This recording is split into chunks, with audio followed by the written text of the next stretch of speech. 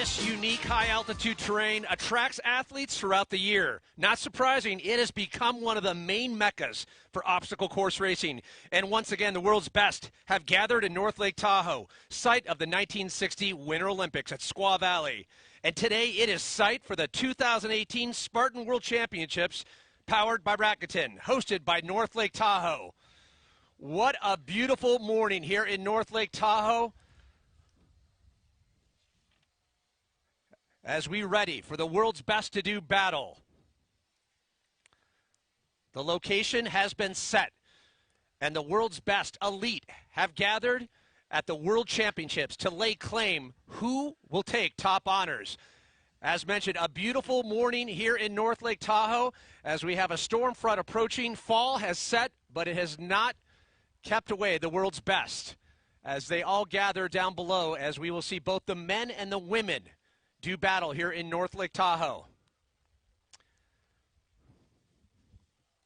We welcome everyone watching around the world. Good evening to those in Europe, and good morning those in North America. Pat Parnell along with Spartan Elite Team athlete Kevin Donahue. Good to be back, sir, and let's just get right into it because we have so much to get into today. The energy, the atmosphere, you can feel the buzz, especially being a world championship, a little different than any other Spartan race. We said there's a storm approaching. There's a storm of athletes from 40 different countries here today. The energy in the event area is different than any other event Spartan will ever have.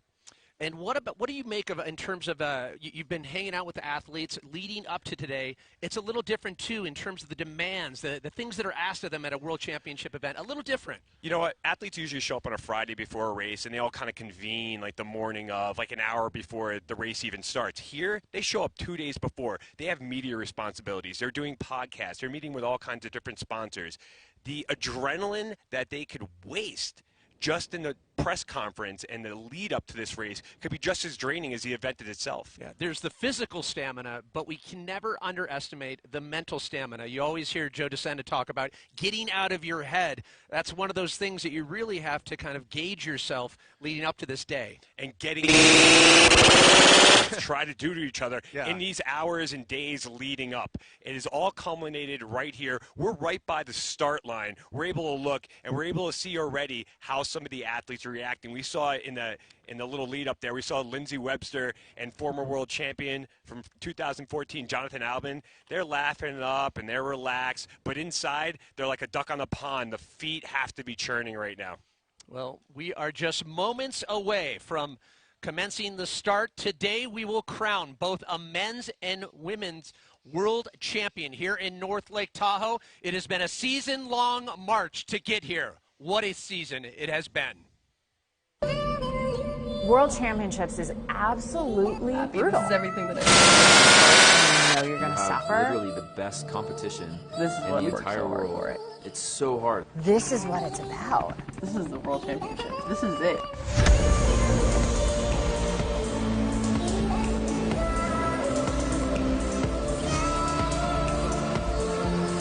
The strongest person, the strongest mindset, and the strongest soul will be the person who's champion.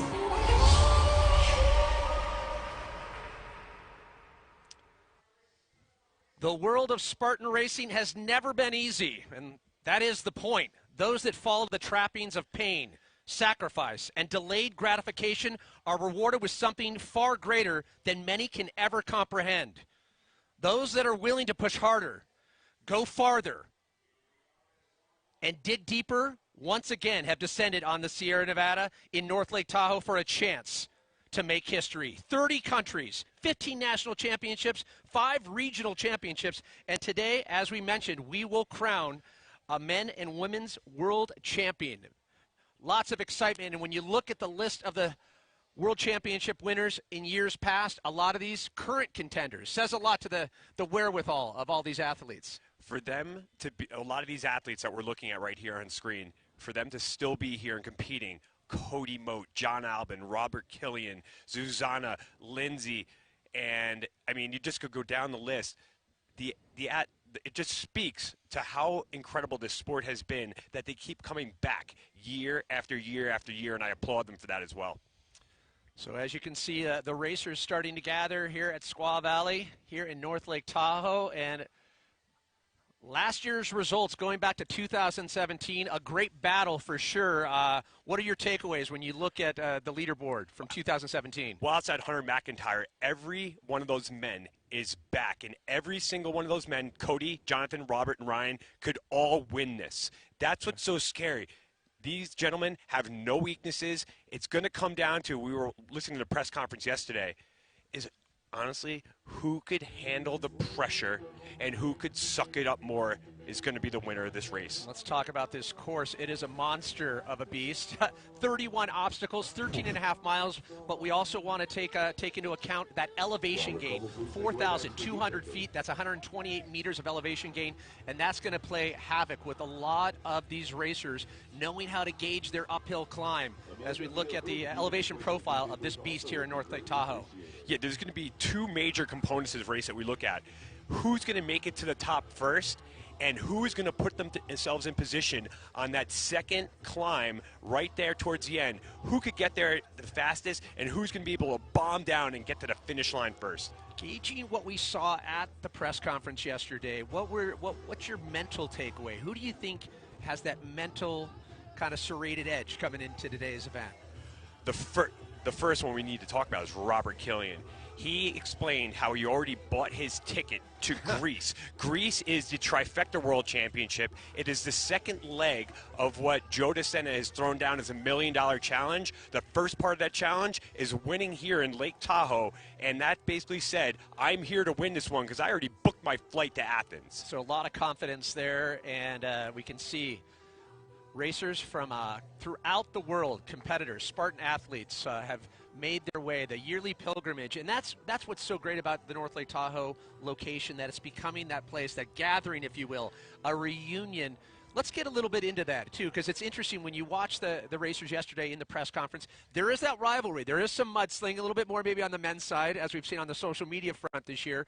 But how about the camaraderie? I think for people outside of Spartan racing, it's hard for them to wrap their head around it. Yeah, we were listening to the ladies' press conference yesterday, and they had nothing. It was nothing but sunshine and roses between all the ladies. And I tell you what, that is completely genuine. Yeah. These women generally care for each other. They enjoy each other's time. They enjoy each other's company. Some of them actually train together a little bit. But don't be mistaken. These women want to tear each other's heads off today.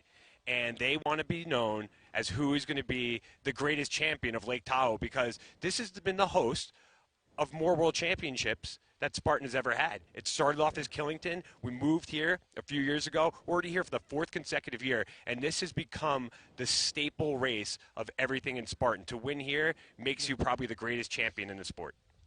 And a great shot of one of the most challenging courses in Spartan history. For more on that, we check in with course guru, Spartan Hellman, Steve Hammond. Steve, good morning, sir. Well, a very good morning to you. It is absolutely gorgeous here this morning, perfect racing conditions. Well, the course this morning is going to be epic. It's fast and furious. We've got a mile straight up the mulch road before they hit into the single track. 3 miles uphill. It's going to be a slow start, I think, but the racers got to be a little bit careful not to completely outdo themselves before this first climb. So they're going to got 3 miles of climbing, then they're straight into the swim. Then you've got a gauntlet of obstacles, big double sandbag carry, spear throw, a lot of things can change, and then a furious descent. It's going to be absolutely epic. All the way down into festival, and then you've got this amazing gauntlet of obstacles. All the spectators will be cheering them on, and I think that's where you're going to have to establish yourself in the race. But have you already done too much? Because on the way back up, it's going to be pretty, you've got 3 miles to the top of the climb, the last climb about mile 11, and then you drop down to the finish. Fast and furious finish, and then you're going to be there at the finishing line. What a course we've got up there. I can't wait to see it unfold. Take care, guys, and see you soon. Oh, thank you so much, Steve. And we're going to be checking in with Steve throughout the race. He's going to be following some of the racers. An amazing racer in his own right, and I have to say thank you for letting me borrow your jacket, because I have yet to get to the Ultra. We'll get to that. Baby steps, right? The craft gear they gave us today, unbelievable. Thank you very much. So let's take a look at the current conditions. You see a lot of the racers bundled up. Colder temps, we have an approaching front, and the wind is going to be an issue, but let's talk about that wind and that temperature when they get out of the lake at the higher elevation. They're getting up into the highest elevation. As cold as we kind of look now, it's actually a little bit balmy here. When they rise up that mountain, the temperatures are going to drop and the wind is going to pick up. We're expecting wind gusts today of up to 65 miles an hour. So think about this. At obstacle number 5, you're coming out of the freezing cold water and what could be kind of a hurricane wind gust that is going to take all the body heat out of your body, and then they have to run down to the dunk wall. Dunk wall is never a horrible obstacle unless you're already freezing. Well, you're looking at the defending champs, Cody Moat and Lindsey Webster, and talk about just that bullseye that you feel you have on your back when you have the previous year title. Lindsey was the bridesmaid, but never the bride here for so long. Last year, she finally put the perfect race together for her. She comes out. She is certainly the most hunted woman out here today. And then there's Cody Moat. We see him in the press conference yesterday. He doesn't run a lot of races, but when he does, he expects to win the one big one he wants to do. He has not put together his perfect race this year. When he does, he is unbeatable. There's nobody that could beat him. That is Cody right there with his back to us. He's just hopped over the wall. That is the man that I'm saying will win this today, because when he's on, nobody's better. And he hopes that is the vision that the rest of the pack will be looking at the entire race. Looking at his back, leading the way, and what a season it has been, culminating here in North Lake Tahoe as we get ready with the callovers. There's Ryan Atkins. He has been second in this race numerous times. He was incredibly confident yesterday when he came into the press conference, and he wants to win this more than anything. He has a chip on his shoulder like I've never seen coming into a race before. And that is a good thing to have. He says it is time to take it home. And there's all smiles, Ryan Woods. We saw him running around, warming up earlier. He is as relaxed as you could be, but trust me, he is out here to put a stamp on his U.S. Championship Series performance, not only be the U.S. Series champion, but he wants to be the world champion and stamp his name in history. And it was interesting watching just the body language, the subtlety between all these competitors yesterday in the press conference. We just saw Alberto Soleil from France jump over the wall. Yeah, just nerves of steel right now when you look at Killian in the face. Yeah. It's, I'll tell you what. We talk about the electric atmosphere, but right here with this bunch, tense. Kirk DeWitt was doing some great intel on the guys, and he was talking about Robert Killian. Robert Killian, and I quote, "I will win the first climb." So he's planning on going out hard and taking it to these guys right from the start. As you just saw Angel Contreras walking up, he is no stranger to running at altitude. This man has done incredibly well here. He could be a podium threat today, so look out for Angel. There you saw Joe DeSena talking to none other than Robert Killian. As we saw Ryan Kent come over the wall there, too. Kirk was speaking to him as well. Kirk DeWitt, who's going to be doing a lot of sideline reporting for us today, which is going to be fantastic, giving his insight. And he said of Ryan Kent, Ryan said, "You're getting the Ryan Kent from Seattle, the man that went out there and dominated, took it to Ryan Atkins and won that race." All smiles. Robert Killian. Eyes focused on the prize. You talked about the confidence, him already booking his ticket to Greece. He wants to get that extra prize purse that Joe DeSena has put out there. Yes. But that is not what he's thinking about right now. He is thinking about this race. The big question I'm going to pose, is Killian unstoppable at this point? We talk about momentum. We're going to be bringing it up with a lot of racers. But is Killian unstoppable? He's unstoppable in his own mind. And when you have that much supreme confidence in yourself, you're hard to beat. But there's any number of men that could take it to him and beat him today. Robert Killian could be left off the podium today after running the best race of his life. That's how talented this field is. Well, he did go on record yesterday, and he says, "I have a pretty big target on my back." And You can imagine the pressure he's feeling with such a talented field of competitors. As you look at Mark Botras there, supreme marathoner taking a goo, and if you see that man with the gorgeous blonde flow there with the camera in his face right now, shirtless and ready to go, that is Jonathan Yatsko. He is a master's student at Columbia in Greek mythology. We are at a Spartan Race World Championship. I see a little bit of irony there. I'll be tapping into little Ares, maybe, or God of War at this point, trying to find that inner warrior. He is the Alabaster Dos Equis man. He's literally the most interesting man in the world. He's also an engineer, a ballroom dancer, a certified masseuse, and he's actually the top #1 math tutor in all of New York City. Like I said, when you learn a lot of the backstories of these athletes, it just puts you into a shame spiral because just the amount of plates they keep spinning in their personal life and have time to focus on Spartan racing. Oh, it gets worse, too. Yeah. He's also an incredible human being who's just A-plus person. All right, time to step it up, I guess. Well, we welcome everyone around the world watching that are just joining. We're about to kick off the men's elite beast here at the World Championship competition here in North Lake Tahoe at Squaw Valley, powered by Rakuten, and the men at the start line, about to commence. 13.5 miles, 4,200 feet of elevation gain. All right, hope you guys have done as we requested. Now, good sportsmanship and trust yourself to somebody you not know. But as always, before any race,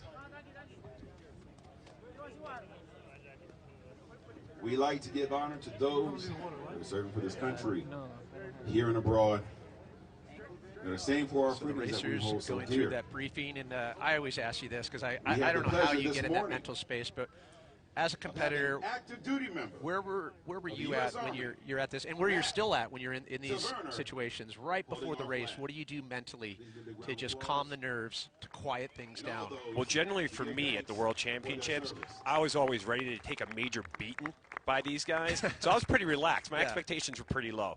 But for them, they're thinking about everything that it's taken to get them to here to this moment. All the training. They're starting to meditate. They're just thinking about how could I put together the best races possible as we have the national anthem. Oh, say, can you see by the dawn's early light what so proudly we hail at the twilight's last gleaming, whose broad stripes and bright stars through the perilous fight all the ramparts we watched were so gallantly streaming, and the rocket's red glare, the bombs bursting in air, gave proof through the night that our flag was still there.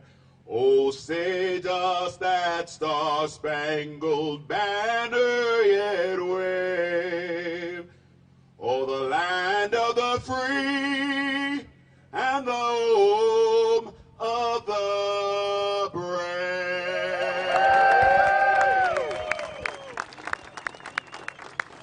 Thank you.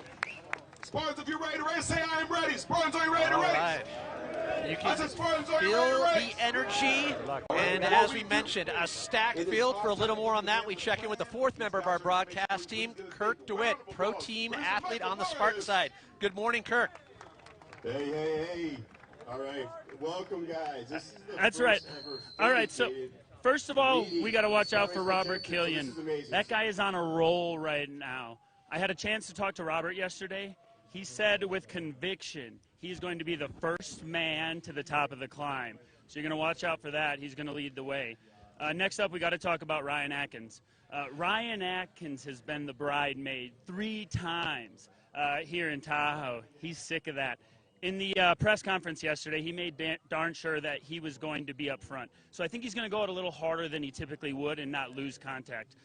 Ryan Woods. Now, Ryan Woods said the key to his race is not only to carry well, but to run fast after the carries. So if he's going to do well, he's got to pick up his fast run pace post-carry. Cody Moat. How can you forget about Cody Moat? World champ last year.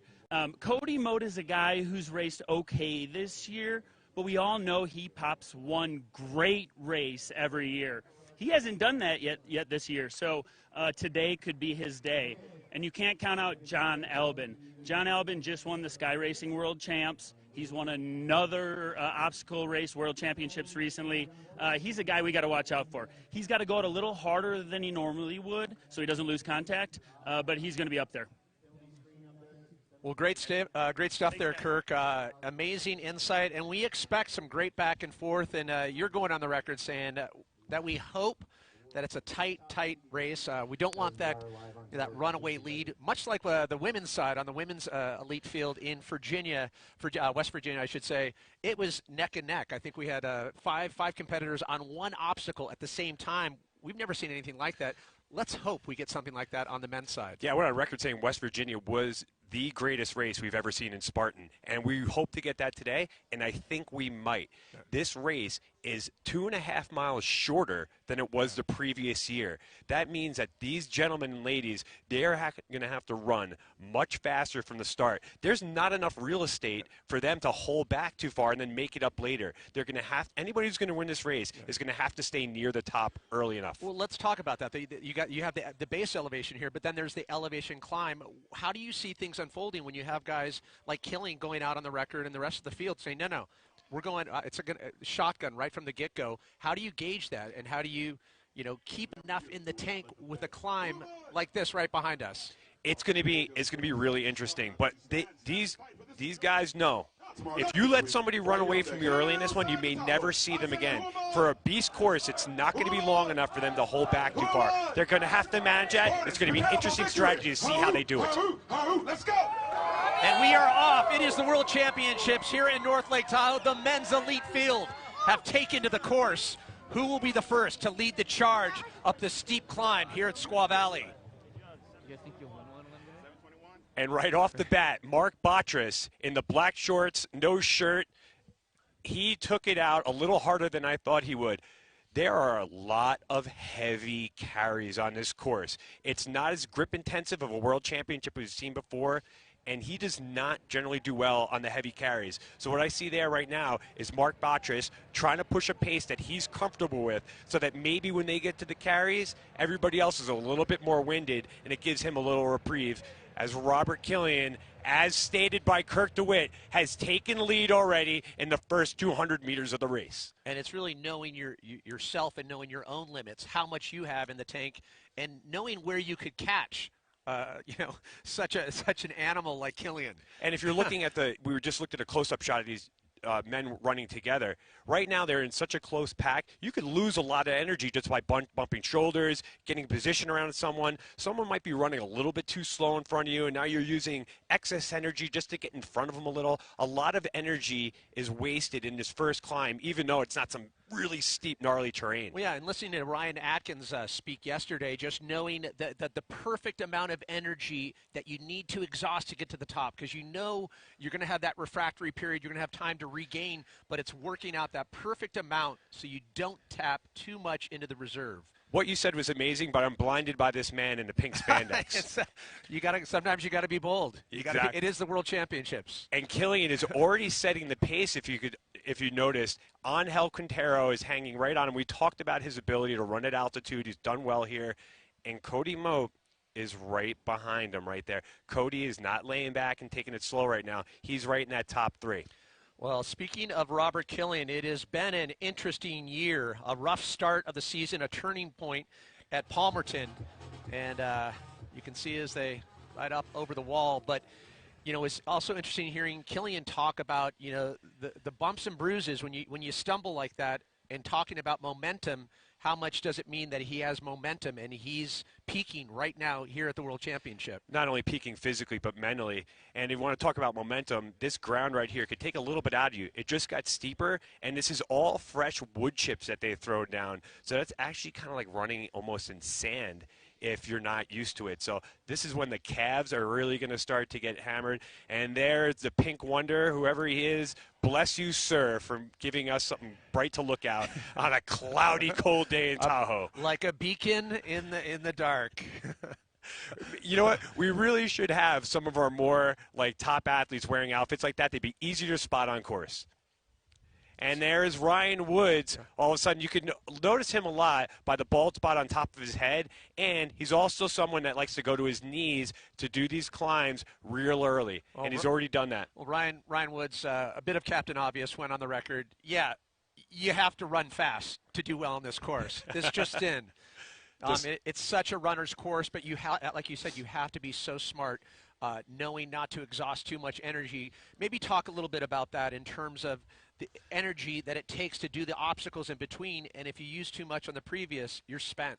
Yeah, we talked about that in West Virginia, about energy management, energy efficiency, making sure you're using good technique, making sure when you get to a hill like this, you're not blowing yourself up. Rhea Koba went on record yesterday in a press conference, says it works better for her running uphill than hiking because she's more calf dominant than quad dominant, as we see Mark Batras hammer up that hill as well. So, I mean, getting back to the men here, Ryan Woods already making sure that he went to his quads a little bit early on that first steep climb to conserve that energy that you just talked about. Ryan Woods, the National Series champ, 6th back in 2017 and 3rd in 2017 in West Virginia. But all focus is on the 2018 title. Who will take top honors here at the Spartan World Championships, powered by Rakuten, here in North Lake Tahoe at Squaw Valley? It was interesting to see there. We talked about the cold here and how the wind is going to bite into these men and ladies later once they get on top of the mountain and getting in and out of the cold. But the casual viewer must be like, if it's so cold, why is everybody shirtless and minimal clothes? The reason being is the more clothes you have on you, the more water that's going to soak up later. And that's going to be cold, like a cold, wet shirt that you're going to have to carry around with you for the rest of the race. So going in your skin, even though it's a little colder at first, the water will evaporate off you a lot faster. The wind will actually take it off. You could dry off and get your body heat up a little bit quicker if you don't have some slogging, wet shirt on you.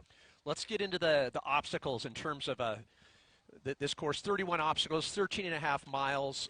What obstacles, we talked about it yesterday on the pre-show, but what obstacles do you think are going to be equalizers here? The first one's a swim. Yeah. You know, you're getting up. Everybody's body heat's probably going to be pretty good by the time they get to that swim. You have no idea how your body's going to react to a near freezing cold lake at altitude and how you're going to be able to run out of that. That's where a lot of athletes all of a sudden will get a major calf cramp. And with a lot of climbing to do after that and some heavy carries, that's going to be a game changer to see how they react. And then it's about getting that body heat back up again enough so when they hit the dunk wall at around obstacle 10, that they have enough that they don't go into cramps again. Because right after that dunk wall, interesting enough, is a slip wall, which we've seen in Big Bear earlier this year, and of course just recently in West Virginia, could be a major factor. If you have a wet, cold slip wall and your calves are cramping up, that is all about power and explosion. So if you don't have that power and explosion to get up the wall and enough grip strength to actually get a bite on that rope when you get it, it could be a start of a really long day. We have had athletes ring the bell at the dunk wall and the slip wall in this race before. Well, speaking of calf explosion, we've been already just 6 minutes already in. You've been climbing this hill. Talk us through, help the viewer out. What's going through their mind mentally, and what are they feeling physically? Right now, it's all about getting that position.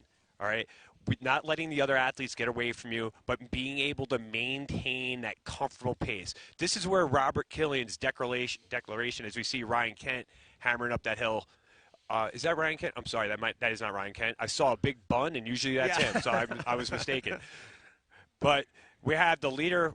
Look at this. If we could see Robert Killian and Cody Moat right on his tail, or Ryan Woods right there. They are starting to separate themselves from the pack a little bit. I see John Yatsko with his hands down on his knees. I see Angel Quintero with his hands on his knees. And there's going to be a few athletes that might be dark horses here today. This is a world championship. We have athletes from the United Arab Emirates. We have a ton of incredible athletes from Europe, a lot from South America. There's athletes from all over the world that we're not that familiar with.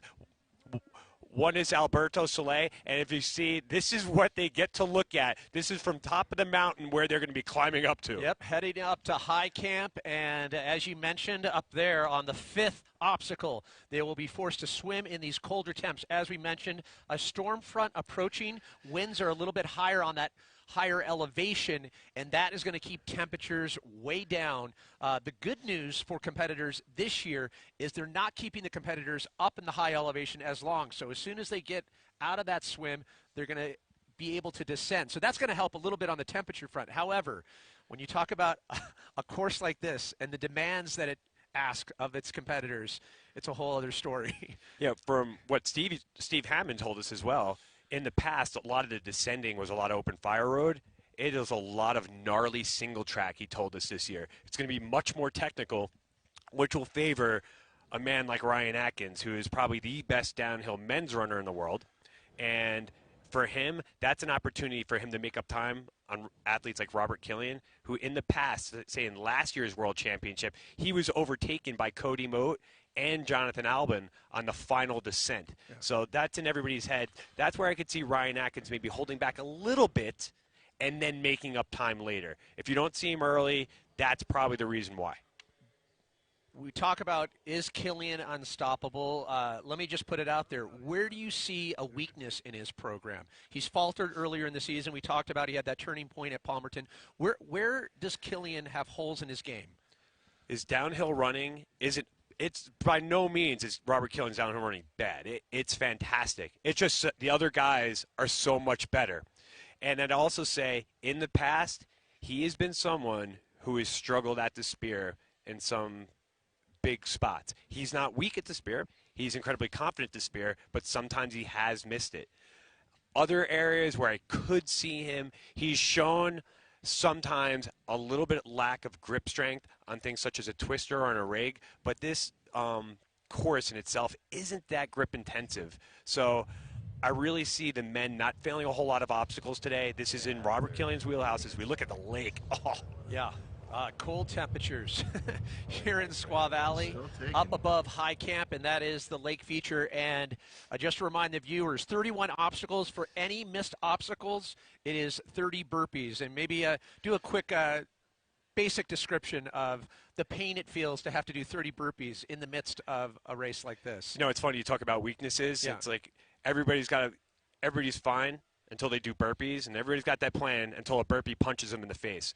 So a burpee, because it's a full body exercise, and if you're coming out in cold water, I remember myself doing burpees in Killington a number of years ago, and the second I got into them, my entire body locked up from cramps. So burpees in cold weather could cause a whole different problem, and just mentally, it's awful. It's off. If you're doing a set of burpees in this race, knowing that there's probably not going to be that many failures out there today, there's a good possibility these gentlemen are going to be passing most of the obstacles. You realize when you're doing the burpees, I may have just blown the world championship. Well, and I think we're starting to see this. Going into 2018, we're starting to see flawless performance, and that's what is needed to succeed in today's Spartan elite world. We're seeing races where you cannot falter, where you do burpees, you're out. Amelia Boone said it today. We were talking earlier, and there's a good chance we'll see her out on course today, even though she won't be competing due to a foot injury. Yeah. And she was saying, you know, the winner of today's race is going to be the person that could hold on to that awful, uncomfortable red line pace for the entire time, and you're not going to be able to fail anything. And where they can put the pain factor. Because a course like this, pain is one of the biggest factors. Yeah, there's the pain cave, and then there's the pain cavern. Yeah. This is the pain cavern. Yeah, a little deep on the cavern, filled with stalactites of obstacles, 31 plus, as we mentioned. And it's interesting. The men still on that climb. They're headed up towards High Camp, and it's such a long, treacherous, just push on that first right out, to have that kind of right out of the gate, to have that ominous elevation climb right ahead of you. It stands apart from some other courses. The other part of standing apart from the other courses is these guys are going to be sneaking peeks of how beautiful South Lake Tahoe is. You cannot get up to the top of this mountain and look out and not appreciate it. It's just pure and utter beauty. Unfortunately, they're in the midst of the men's elite race, so no time to take a selfie, enjoy the moment. Also, hey, how you doing, boys? So no shout-outs on Instagram during this course. No, not 13.5 miles, as we pointed out, 4,200 feet of elevation gain. That's 128 meters. And The Spartan World Championships powered by Rakuten Men's Elite are on course. But when we come back to North Lake Tahoe here in Squaw Valley, the Women Elite take to the course. Stay close.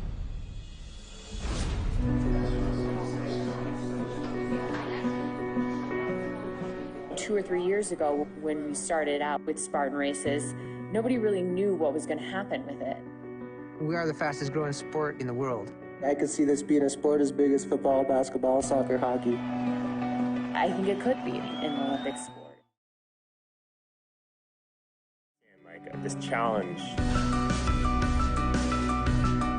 Physical strength and physical prowess will only take you so far. Where you can succeed in this sport is your ability to adapt on the fly when something goes wrong. You could crumble at that point.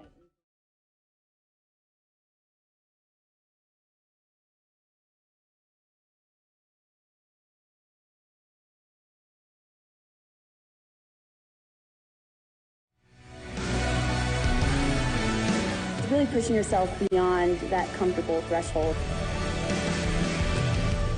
Maybe a couple hours later, you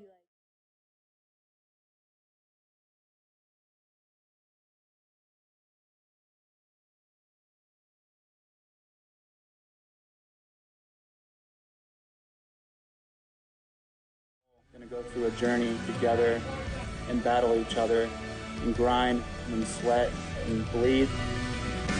We're just 1% of it. And that's the 99% of people that are out there grinding it through to just finish the damn thing. It's just phenomenal what this sport has done.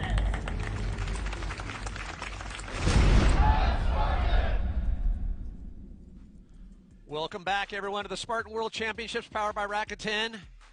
As Rakuten gets ready to take to the course, the men still on their way up towards High Camp as they approach Herkhoist and the rest of the obstacles. 31 obstacles deep in this course, and as we mentioned, 13.5 miles. A lot of excitement brewing down below at the base elevation where the women are getting ready to follow the men. And if you saw Rhea Coble there, interesting strategy with her gloves. She actually has this glove that comes up, and it's, what do we call it, a grommet? So it's, I believe those are water-resistant grommets. So it's kind of a mitten over her hand. So you'll see her running in a full mitten. And then when she gets to the grip strength obstacles, the grommet cover will come back, and then she'll just be able to grip the obstacles with her fingers without having to remove the glove. Well, that's good to know. And this is where things change from that basic climb where there was wood chips onto the single track. You can see the amount of rocks. And this is something that people probably just take for granted looking at. A little bit more difficult when you're dealing with terrain like that. Yeah, quite fitting. We just saw Ryan Woods running through the woods. And this is where a man like Woodsy could really start to separate himself and start to make a move, because he lives in kind of the outback in North Carolina, loves to trail run, loves the natural terrain. This is where he could kind of really excel. And another one is obviously Ryan Atkins, where he trains in Canada, is very similar to these conditions here as well. What have you found, in working with trail runners? I know everyone's got their certain skill sets when it comes to being a Spartan, but what is it about trail runners that gives them the ability to shine on a trail?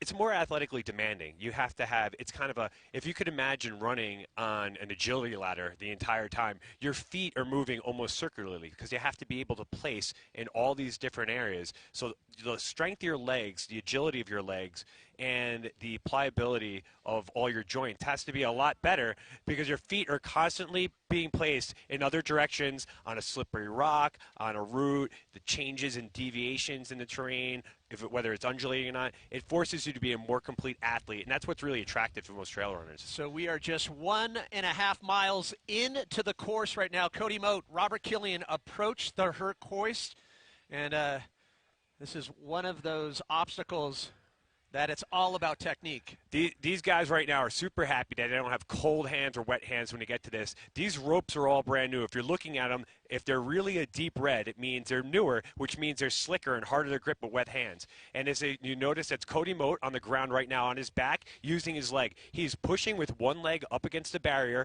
while he dropped his weight and pulled with his arms. That was a great example, as he's often running, of an efficient technique on the hoist to make sure that he's not blowing out his back and other muscles that he'll need later, or blowing up his breathing, so he could run out of here really fast. The idea is to hit this Herc hoist, do it efficiently, and how fast could you run out of it and catch up with the other men?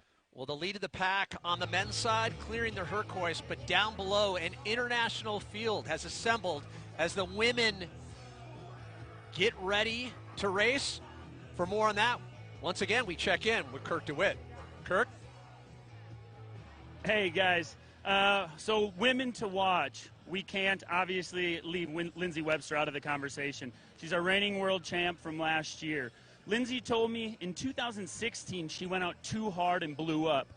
Last year she ran the perfect race. Conservative early and then pound home. Piggybacking that, she's going to have to beat Zuzana Kosimova. Zuzana's been a little injured. She's worried about the downhill. She has a knee issue, but it's Zuzana Kosimova. There's going to be a race there. Rhea Kobel. Rhea Kobel is healthy. She is feeling good. She told me that running uphill is easier for her than running on flats, which blows my mind because that is not how I feel about it. She could be the first one to the top of that first climb. Alyssa Hawley believes she can win. She hasn't won a big one this year, but she says, I've beaten all these women at some point this year. I can beat them all today. And you can't forget about Faye Stenning. A little underrated this year. I almost feel like she hasn't gotten the credit she deserves, and she should be frustrated after that slip wall in West Virginia. She's going to pound it today. I'm excited to see how she does as well. Thank you, Kirk. Yeah, sometimes frustration can be just what you need to push you over that mental hump. And tell you what, great to see equally on the women's side, just as contested as it is on the men's side. And I think all eyes, without a doubt, as Kirk mentioned, focus on Lindsey Webster. She's got the target on her back. And that same discussion we have about Killian in terms of being unstoppable, they're asking the same about Lindsey Webster. The eyes is all I'll say with Lindsey Webster. You look at her face, it's just supreme confidence. But yeah. Kirk made a very good point there about Alyssa Hawley. And I'm almost embarrassed to say, it's like when we do these picks, they're like, it's always like, what are the top three? And a race like this, it's such a huge event, it is imperative that we point out that there's probably 6 or 7 women that could win this women's race. Yeah. So Alyssa Hawley, Miss Consistency, she has been in the top 4 at every U.S. Championship Series race this year. She was 6th in West Virginia. She's been training conditions like this. She was 3rd last year. She was 4th in this event, and nobody gave her a chance then either. Alyssa Hawley could come out and win this race, especially with her strength on the heavy carries and the climbing, and she really improved as a descender. And I think all the viewers are probably asking themselves, what is it going to take on this course to see a repeat of Virginia Beach? This woman. And hopping over the wall are starting to be the ladies. From Canada, and is the 2017 Spartan World Champion, put your hands together, Miss Lindsey Webster. And there she is, coming up over the wall. Her name was just called. 2017 World Champion Lindsey Webster probably had to make her way through the crowd of cheering fans. There she goes, smile on her face, ready to go. And I can tell you right now, that smile on her face is already thinking about hoisting that trophy over her head later. She is 5th you mentioned she's got to work her way through all the other Spartan fans. That's the thing about these Spartan races. The ability to connect with these elite athletes. I mean, there's really no barriers. There's no separation. It's all one massive group. And you know what makes it really hard for Lindsey is she's so humble and she's so sweet and so kind and so giving of herself with everybody else. It's hard for her to make her way through a crowd of anybody without stopping and saying hello and acknowledging anyone that's kind enough to say hello to her. You mentioned the international affair of this, just how many countries. I was having coffee with a team from Indonesia yesterday, and then you mentioned United Arab Emirates. We saw a team from China training behind us, and it's such an amazing international atmosphere as we have got the rest of the elite women's field start to make their way over. And we just saw Leanne Wasley and crowd favorite Rose Wetzel jump over the wall. Rose is a new mom. She had a baby last year. Her goal was to run this race last year, but she wasn't quite ready. This year, I've seen her at many Spartan events. She's been out there racing. She hasn't been incredibly successful in what you would look at an overall placing, but she's been a major success because she's got Spartan back in her life, and she's in shape enough today to give it a run. And not that it's a contest, but if you have to choose between soccer mom and Spartan mom, choose Spartan mom. Speaking of the international field, there is Miriam Goulel-Bousset. If I butchered her name, I apologize. Miriam is someone that can make a lot of noise here. In the past couple years, she's actually been leading the race. But her obstacle game, I got to be honest, was lousy. Right? She struggled on the heavy carries, and she was a guaranteed burpee at almost every grip strength obstacle. She has corrected that. I watched her race in Ireland. She did a couple other grip-intensive OCR events over in Europe. She is someone who could be very dangerous today. If she starts leading the race, don't be surprised. Ray Coble makes her way over. Not only did Nicole Miracle make her way over, but also Rebecca Hammond, who shocked the world in West Virginia, and ironically enough, did not even show up to the press conference yesterday. Was not seen. She was probably home, taking her time, relaxing, making sure she didn't blow up her adrenaline like we talked about other people could. And that had to be a very scary thing for the other ladies out there, as we just saw Rhea Coble jump over as well. And here is Canadian superstar Faye Stenning sprinting to the start line. Yeah, as the World Championship of 2017, slightly underrated this year and trying to find some redemption, some frustration in West Virginia.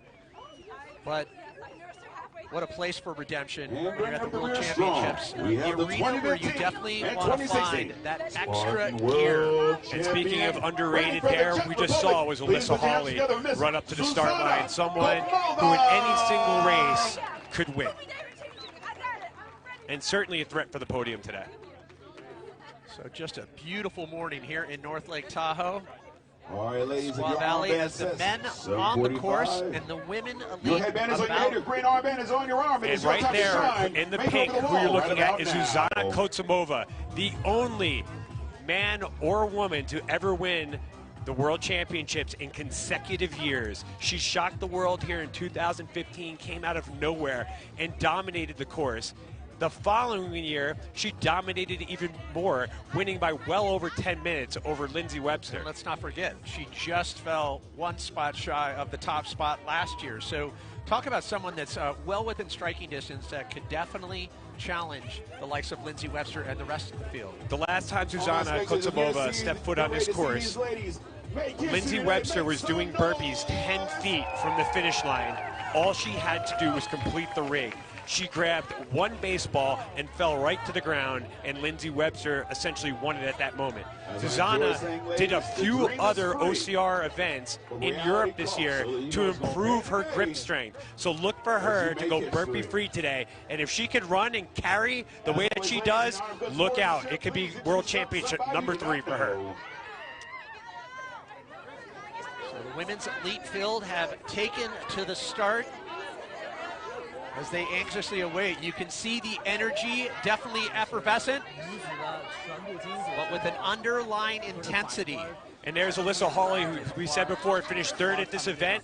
And just to her right is Rhea Coble in between Zuzana Kotsumova. Just out of the picture, where you can see her ponytail, is Lindsay Webster right there, chatting it up with some of the other internationals from around the world. And another lady that we saw very briefly was Alex Rodano. You could see her tattoo right there. She is the second place finisher in the Mexican National Series, and she's one of the top mountain runners in the world. I started posing the question, what is it going to take on a course like this to see a repeat of what we saw in West Virginia in terms of the tight pack? Are we going to see 4 to 5 racers neck and neck? It's a shorter racer than West Virginia, as Rosie waves at the camera next to Kristen Saad there and Leon Wasley. It being a shorter race, and being with such furious downhills, and the fact you don't want to lose somebody in an uphill, these ladies are going to have to stay together in a pack. If you fall back, there's not enough real estate or obstacles that I think that they could fail today that they can make up from. And credit Amelia Boone. She told us that whoever has enough for the last climb here and enough to get down is probably going to be the people that are going to be sitting on that podium. And I think that's what everyone watching from around the world is hoping for, that it's not going to be a whole shot, that there's going to be this tight pack, 5, 6 competitors on one obstacle at the same point, and that they actually really push themselves. You always hear the competitors talk about, no, I race with myself at my level. But we saw in West Virginia is there was this kind of the bringing the pack together because they knew that they didn't have those opportunities to reel them in, that accordion effect, if you will. Well, not only did they bring the pack together, but they actually admitted that they were colluding. Yeah. They were working together in small teams, like, hey, let's run together and work together so we could distribute the energy so that those other two don't get away from us. They're teaming up. It is going to be really interesting. It's a shorter course in West Virginia. They're going to, just like you said, they're going to have to stay in those tight packs and not let people run away, because if they do, there's going to be problems. And you could also watch today, some of these ladies might be teaming up. If you see 2 of them running together a lot, you know they formed a team. You hear from a lot of the athletes, they talk about how they gauge, they use other racers where they know it's their strong point. They use them as a barometer on certain features or on certain aspects of it, whether it be a hill climb or something on a downhill. Yeah, especially if you're running next to another athlete and these ladies see someone next to them that's really struggling where they shouldn't be struggling, that's the time to say, hey, they're breathing real heavy. I'm making a move on them and putting them in my rearview mirror and try to break them. If you just heard an interesting tidbit there by Mike Morris, who's one of our race directors, that the athletes are not allowed to shuttle the sandbags. Today, the ladies will have a double sandbag that is going to weigh 80 pounds. 2 40-pound rec bags that they have to carry at the same time. The gentlemen, it's 120. 80, 120, either way. A challenging obstacle. Those of you that are What's interesting today, as you look down the line, we're looking at Czech Republic, we're looking at Canada, United States, Slovenia, Mexico, France. It's very quite possible with as much talent that we have in this sport, North America could be left off the podium. It's possible. Like those are the possibilities we're looking at today. Well, I think there's a lot of people, from the States would say, how dare you, sir? But you know what? In terms of the talent, probably a high probability. Hey, well, as Americans, we love a challenge. Bring on the world, baby. And that's exactly what's going on today. The world has come together in North Lake Tahoe at Squaw Valley to put on the greatest race in the history of Spartan. Know this. Your spirit, mind, and body is about to be pushed further than you ever thought possible. Once you jumped over that wall, you knew there was no turning back. Who am I? I'm Spartan. Look to Spartan 211 to the right of you. Well, you will gain courage in them and them from you. You will not let them fail. Who am I? I'm Spartan. By all that you hold dear on this earth. Daughters of Spartan, I bid you stand and fight, for this is your moment. Not tomorrow, not next week, for on the hill. I said, who am I? I'm Spartan. Who am I? I'm Spartan. Spartans, prepare for victory. Let's go. And we are off. The women's elite field here in Squaw Valley, North Lake Tahoe, have taken to the course.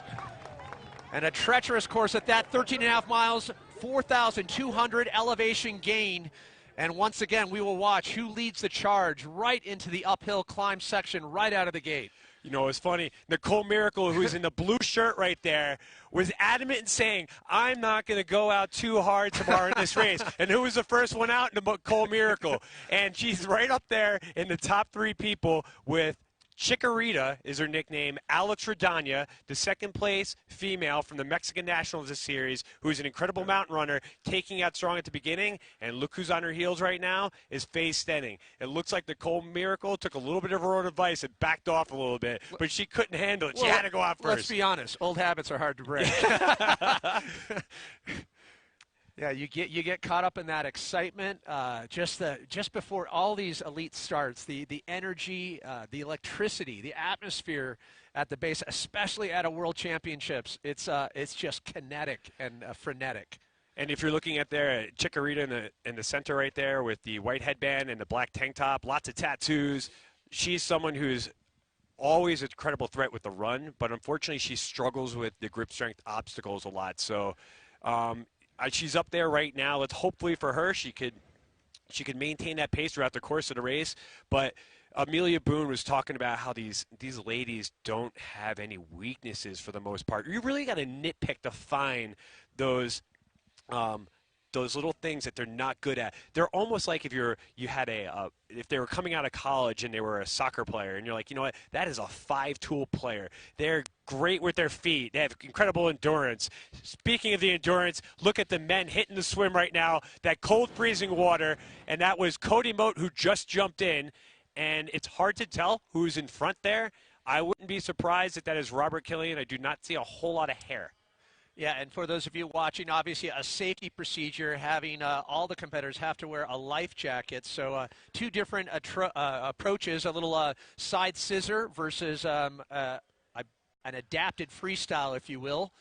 And just the temperature right now, that is going to be the big factor, the shock to the system, and then what it's going to feel like when you exit the water, how your body can contend with that. You have to jump in this water. It's like ripping off a Band-Aid. You better run in fast, and as Ryan Woods hit the water as well. If you notice Robert Killian's technique, it is that side stroke. He's trying to make sure he's conserving that energy as the ladies are out on trail. And let's just remind the viewers, that swim feature for the men up top at High Camp, that is only the 5th obstacle of 31, I should say, and the women are just getting started on the climb. So a lot to go through, and it can be anyone's race, both on the men's and the women's side. Take us through a little bit of the swim. I know you've done a lot of them, but when you're talking about elevations like this, it gets back to the temperature and how you can take care of it mentally and physically. This swim as recently as last year, and this water is so cold, and your heart rate is already so high, it literally knocks the wind out of you. It is a complete shock to your system. It is so cold in that water, it's painful. It makes your scalp hurt, and everything in your body starts to slow down a little bit. There's a good reason they have these PFDs on. They do not look glamorous. The athletes do not like wearing them, but when they're in that water right now, I'm telling you, they're appreciate them because your muscles start to tense up a lot more. They're not moving as fast as you like, and you're glad that you had that little extra support and safety blanket. The key to this now is once they get out of the water, getting that off, and that is Robert Killian right there. It was with a bald wonder is out of the water, PFD off. He made it to the mountaintop in the swim. And if you could see the wind actually crushing, it is blowing right in the athlete's face as they get out of that water. It is 42 degrees. 42 degrees with a wind chill on top of it. So Killian, the first out of the water, as we see the rest of the pack trying to stay pace, and you're starting to see Killian slowly but surely trying to distance that lead. But it's so pretty many close features. Right there. The most important thing now is trying to get your legs moving, your body moving. We saw Cody Moat come out of the water, and right behind him is someone that Kirk DeWitt called that could be a threat today. It is former Olympian Josh McAdams right in the mix. He's done some races early this year, and he was there with all the top men until he failed some obstacles. He's been working on his obstacle game, and if he could pass his obstacles, look for him to be in that top 3 to top 5 pack towards the end of this race. We were speaking with Kirk this morning. Yeah, he did bring that up, and we were like, no, we love the underdog. We love that underdog story always, and if there was ever a place that he could flourish, it would be on this course. When's the last time you called an Olympian an underdog? Yeah. That's the level of talent that's out here. Just before, as Ryan Woods is coming out of the water, with Ryan Atkins right on his tail, these gentlemen are trying to get up there, not slip and fall back in, climb up, get the PFD off. In between these gentlemen, we saw Jonathan Albin sprinting out of the water. And he's looking strong. And right out of the swim, just to remind everyone, just the evolution of this course, they're going right into the bucket brigade. There'll be a plate drag, an atlas lift, barbed wire crawl, right into the rolling mud dunk. And that was the one you said is also going to be a factor, then going into that slip wall. Oh, yeah. Oh, yeah. As Faye Stenning is hammering up that hill, there's so many athletes out here that they come in from 40 different countries. Forgive us if we don't tell you the name, because some of these women are incredible, but they're coming from so many far reaches of their planet that we don't really know who all of them are. And there's Faye Stenning looking really strong up the hill.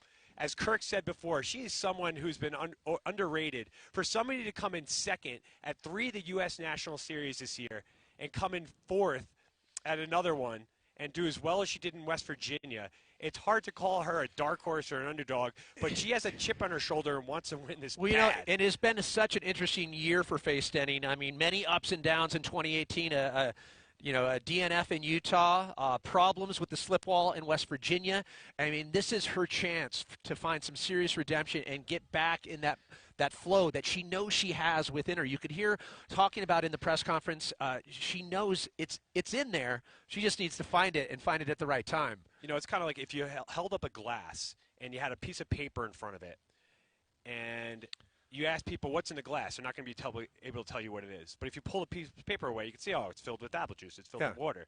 Well, that was always there. You just didn't show it to people. Well, Faye Stenning has a world championship victory in her, and she knows that. She just has to show it. She has to bring it out, and hopefully for her today is that day. As right now, she's in first place, and she's trying to set the tempo. Faye Stenning, she's always admitted unapologetically she's always been obsessed with running in the outdoors, and what a setting here in beautiful North Lake Tahoe, Squaw Valley. You can see a little bit more arduous on the body language as she's getting towards the top section as they make their way up to high camp.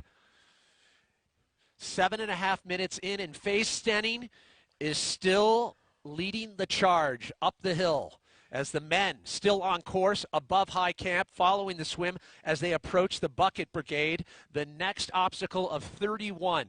As we mentioned, 31 obstacles, 13.5 miles, and 4,200 feet of elevation gain. A lot of up and down, pushing these Spartan athletes to the test, to the limit. As we looked at Faye Stenning right there in first place, it was very telling, her body language. She was running mostly the whole time. The other athlete was trying to stay with her. She made sure she ran as long as she could to get that separation. Once she had it, I think she felt her heart rate getting a little too high. She didn't want to blow up. She went into efficiency mode. She started doing a little bit on her knees with her hands on her knees. Then she started to run a little bit again and then went back to her knees. She's trying to make sure she keeps that lead, but right now she wants to make sure she's doing it efficiently. As we're looking down at the half pipe for the ski resort when it's here, I would assume that this is going to be a place for one of the carries that we're going to have later. Well, getting back to the discussion of Faye Stenning, you talk about, I brought up the fact that it's been a challenging year for her, but let's not forget, too, last year, just one spot shy of the podium in fourth place here in Tahoe. So you have that lingering as well, and you've had some problems early on in the season, and you're like, this is how I want to end the season and how I want to go into 2019 as well. Yeah, I mean, Faye Stenning was in third place when she got to the Hercules last year, about 200 meters from the finish line. And she had a mishap with her technique. She used a poor technique on the Hercules. And Alyssa Hawley came by, got it much faster, took third place. So she was that close to fourth. Fourth place is the worst. I'd rather be fifth than fourth place ever. So a great aerial view above high camp. Squaw Valley, site of so many memorable moments, not just the 1960 Winter Olympics, but you can count them. So many famous ski parts, snowboard parts, if you talk about up on the Palisades, as we head right back to the pack. And this is a good sight to see, back in that rhythm that she is comfortable with. Yep. It seems like the terrain kind of flattened out a little bit, allowed her to get into a run, and Faye Stenning is doing something that she's never done in a world championship, and that is lead it. As they're approaching the hurdles right now, let's try to watch her efficiency. This, again, is just meant to break your heart rate. She got her leg over really easy. She didn't really lay a lot of her weight on there. Some of the athletes you'll see, they'll try to roll over that hurdle. All I see that is knocking the wind out of you a little bit and kind of hurts your chest. So what she did was really good. She got over efficient. She used her arms and her leg. She got herself down gently and kept running. So 10.5 on the clock for the women's elite. The men's elite farther up on the course, as Killian still leading the charge there, and we'll keep a close eye on that in terms of the rest of the pack and how much they can tighten up the lead. We saw Rhea Coble right there with her grommets, and someone that we talked about from France, Miriam. She's there. Miriam is right there with Rhea, and she's probably about 15 seconds off of Faye right now. So Miriam has worked her way up into that first group, into that first mix.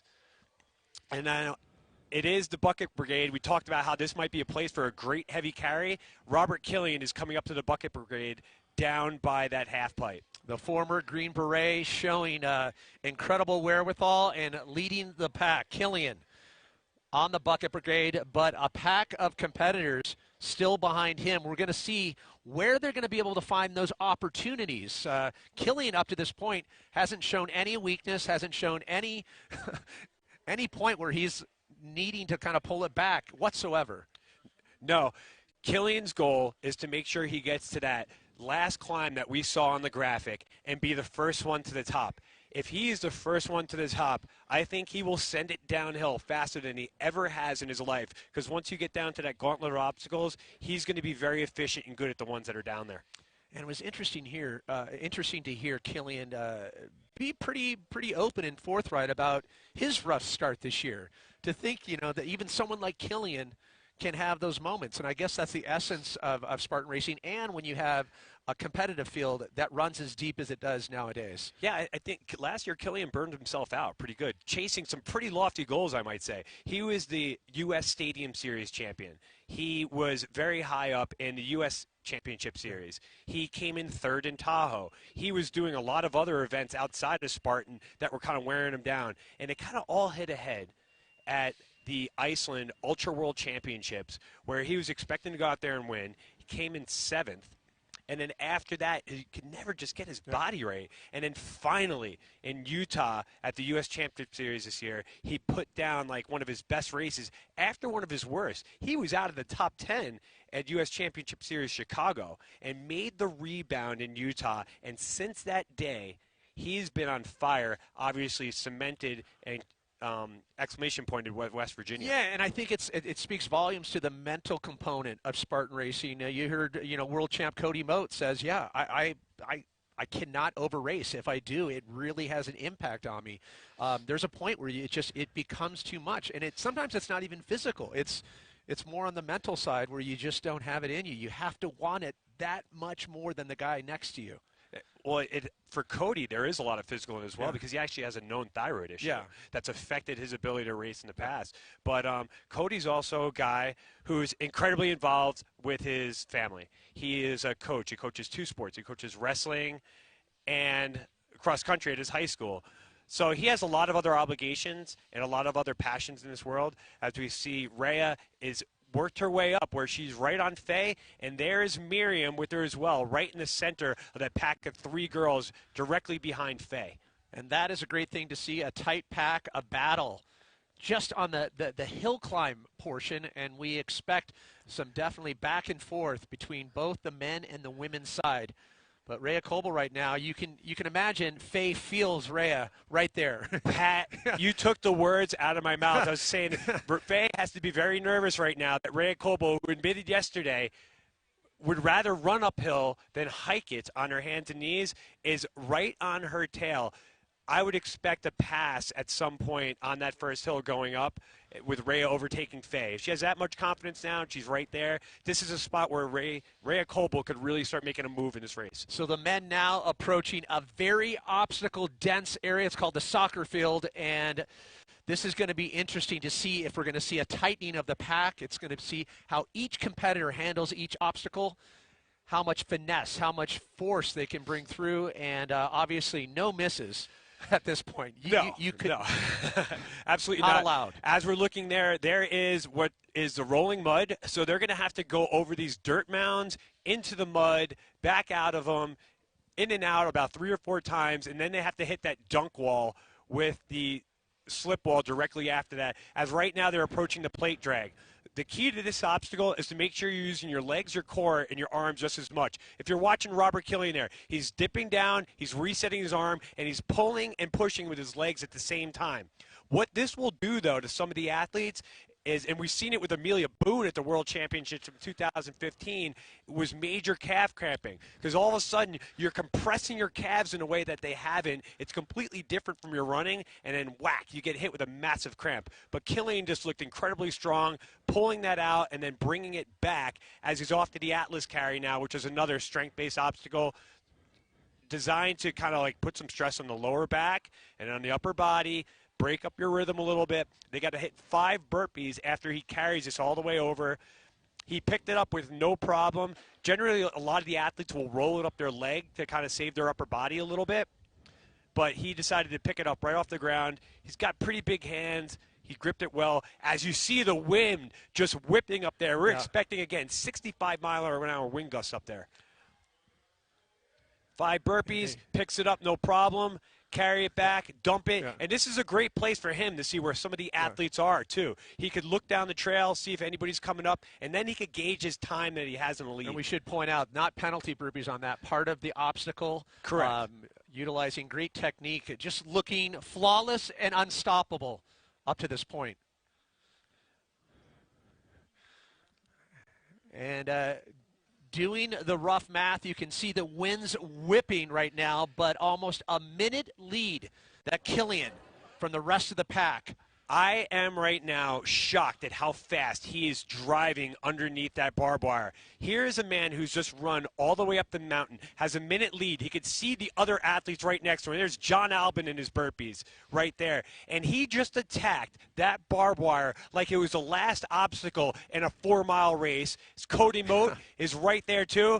Picking up the ball, dropping it. We have 3 world champions battling it out between the Atlas carry, and they're all going to be in the barbed wire now at the same time. So you can see the wind just howling on the higher elevations here at and Squaw Valley. That is Josh McAdams. Yep. We talk about him. The former Olympic steeplechaser is right there in the mix with, like you said, that wind whipping and howling right in their faces. And just remind the viewers, too, coming out of that lake, you can imagine the temperatures, your core temp dropping, and then that wind whipping, then having to go into this very obstacle-rich environment. No easy task, but Killian doing an amazing job at keeping his keeping his lead for the moment, and we're going to see that probably that accordion effect if the rest of the pack can tighten that lead. Correct, absolutely. As we're looking, is that Faye? I don't want to assume anything. It's hard to tell, but they're in the single track. Climbing the mountain. Again, this is very good training for Faye. Faye actually just moved to New York City out of all places, and people be like, where is she going to get trail running experience or any practice in New York? New York, just outside the city, has some of the most technical, incredible trail running that you would ever see right there in the Hudson Valley and in the Catskill Mountains and the lower part of the Adirondacks. So she's been able to get that trail running in, even though she's been living in one of the most metro areas in the world. So right now, Killian, this just in, a minute 45 lead on the men's pack. So Robert Killian, minute 45 lead as we see him there. Just continuing his rampage, his assault through this course, up the slip wall. And he's passed the first test. He's got out of that freezing cold dunk wall with the wind and the dirt being thrust into his face. He got up the slip wall, no problem, showing a lot of explosion for a guy who was a world-class professional triathlete. And off he goes. I would be very nervous if I'm some of the other athletes right now, watching how strong he is, knowing that he's got a minute and 45 lead going down through the first part of this mountain. You have to ask the question, though, how can he maintain this pace? He's only 4.5 miles in of a 13.5-mile course. Can Killian maintain this pace, in your opinion? I think he can. Yeah. Particularly because last year he blew up before the last climb. That last climb was 14 miles into the race. Today, the race is 13.5 miles. You'll have more in the tank because we're looking at a battle for second right now. The walls and the dunk walls are really, really steep there. And there is 2 world champions. 2014 world champion John Albin just dunked on the wall. There is 2012 and 2017 world champion Cody Moat hitting the dunk wall himself. Once you get out of here, you know what? There's really no more cold water out of this. Is that a cramp? Is that a cramp?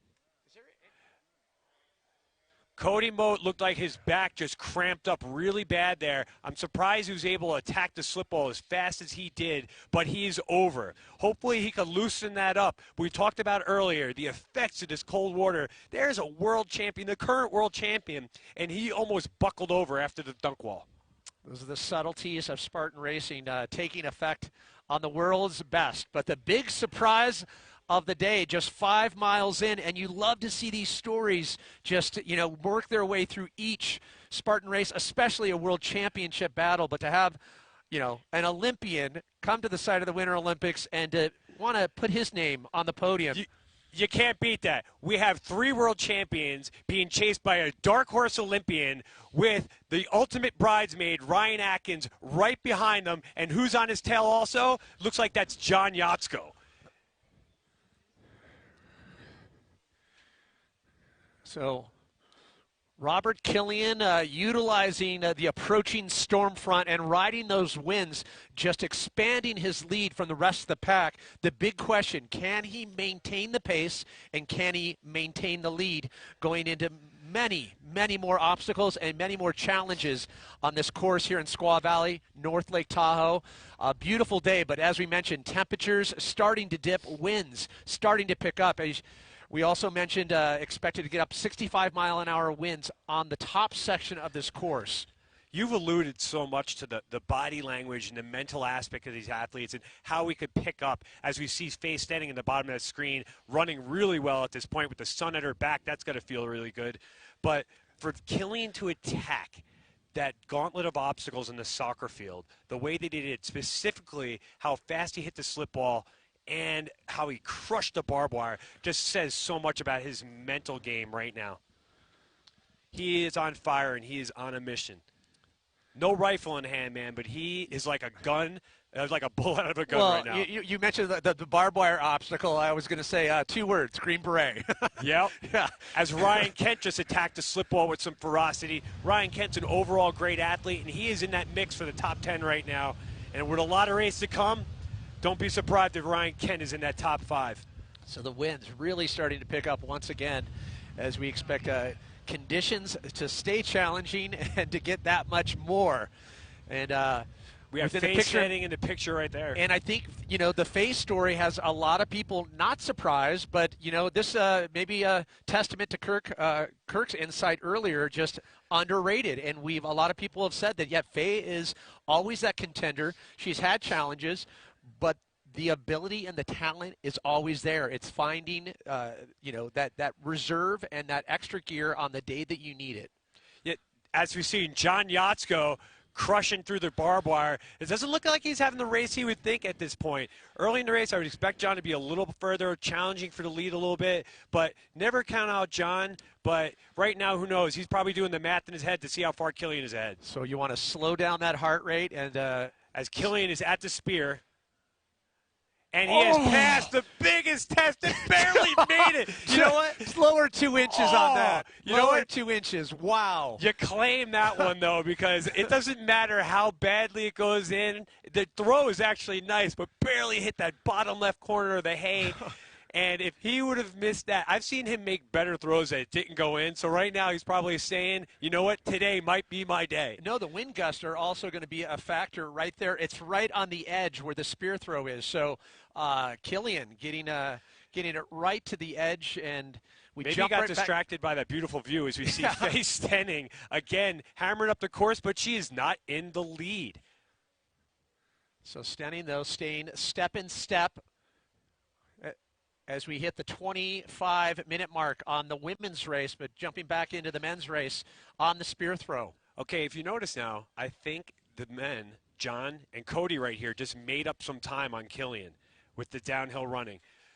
This is going to be huge right here. This is 2 former world champions that are still battling for the lead at the spear, neck and neck. Both of them trying to set it up, get the rope out of the way. Albin hits, Cody hits, 3 world champions, all on each other's tails. It's a 1:20 lead. They've made up 20 seconds on Robert Killian. That's right. 1:20 lead for Killian as the rest of the pack starting to reel him in. The question is, will they have enough time to catch Killian before they get to the tail end of the section, or tail end of the course for that matter? Now, this is going to be really important right here. This is where Josh McAdams could either be one of the top contenders of this race or drop out. He doesn't have a lot of Spartan experience. He's trying to find his spear right now. He's looking at the hay bales. Which hay bale has the best hay on it? If I'm throwing my spear, where is that rope? Is the rope going to be on the side that I'm throwing, or is it going to be crossing my body? He wants to make sure he's throwing from a good platform here. The wind is at his back, as you can see his shorts whipping back and forth. So that's got to be in his head. Let's see if he can hit it. He's getting the rope out of the way here. Very deliberate. Let's see his form. This is going to be huge. A lot of hesitation on this one. I do not see confidence right there. Taking his time. It didn't have to be pretty, but he got it. Unbelievable. A lot of hesitation, took his time, was very deliberate. So avoiding a 30 burpee penalty by making that connection.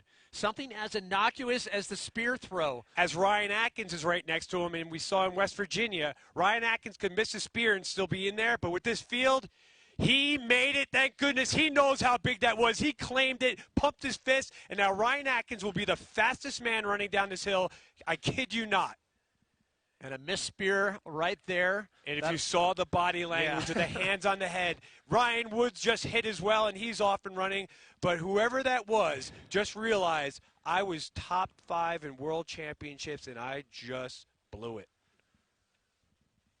So many moments. Mark Batris hits, and he claims that. What we're seeing right now is a lot of athletes in this other pack. Every single one of these gentlemen has an opportunity at the top 5 in the podium here, and they know it at this point. And we've talked about this a little bit with the spear throwing. It's almost in a biathlon sense. It's so vital to slow down, lower that heart rate, stay focused, make sure that all the components, whether it be the hay bale, where the line is on the spear. And we just saw Ryan Kent hit there. You could always notice him. He has a beautiful lefty throw, maximum confidence, as Faye Stenning is not backing off. Whoever this is in front of her leading, she is taking it out. This is a dark horse and a half.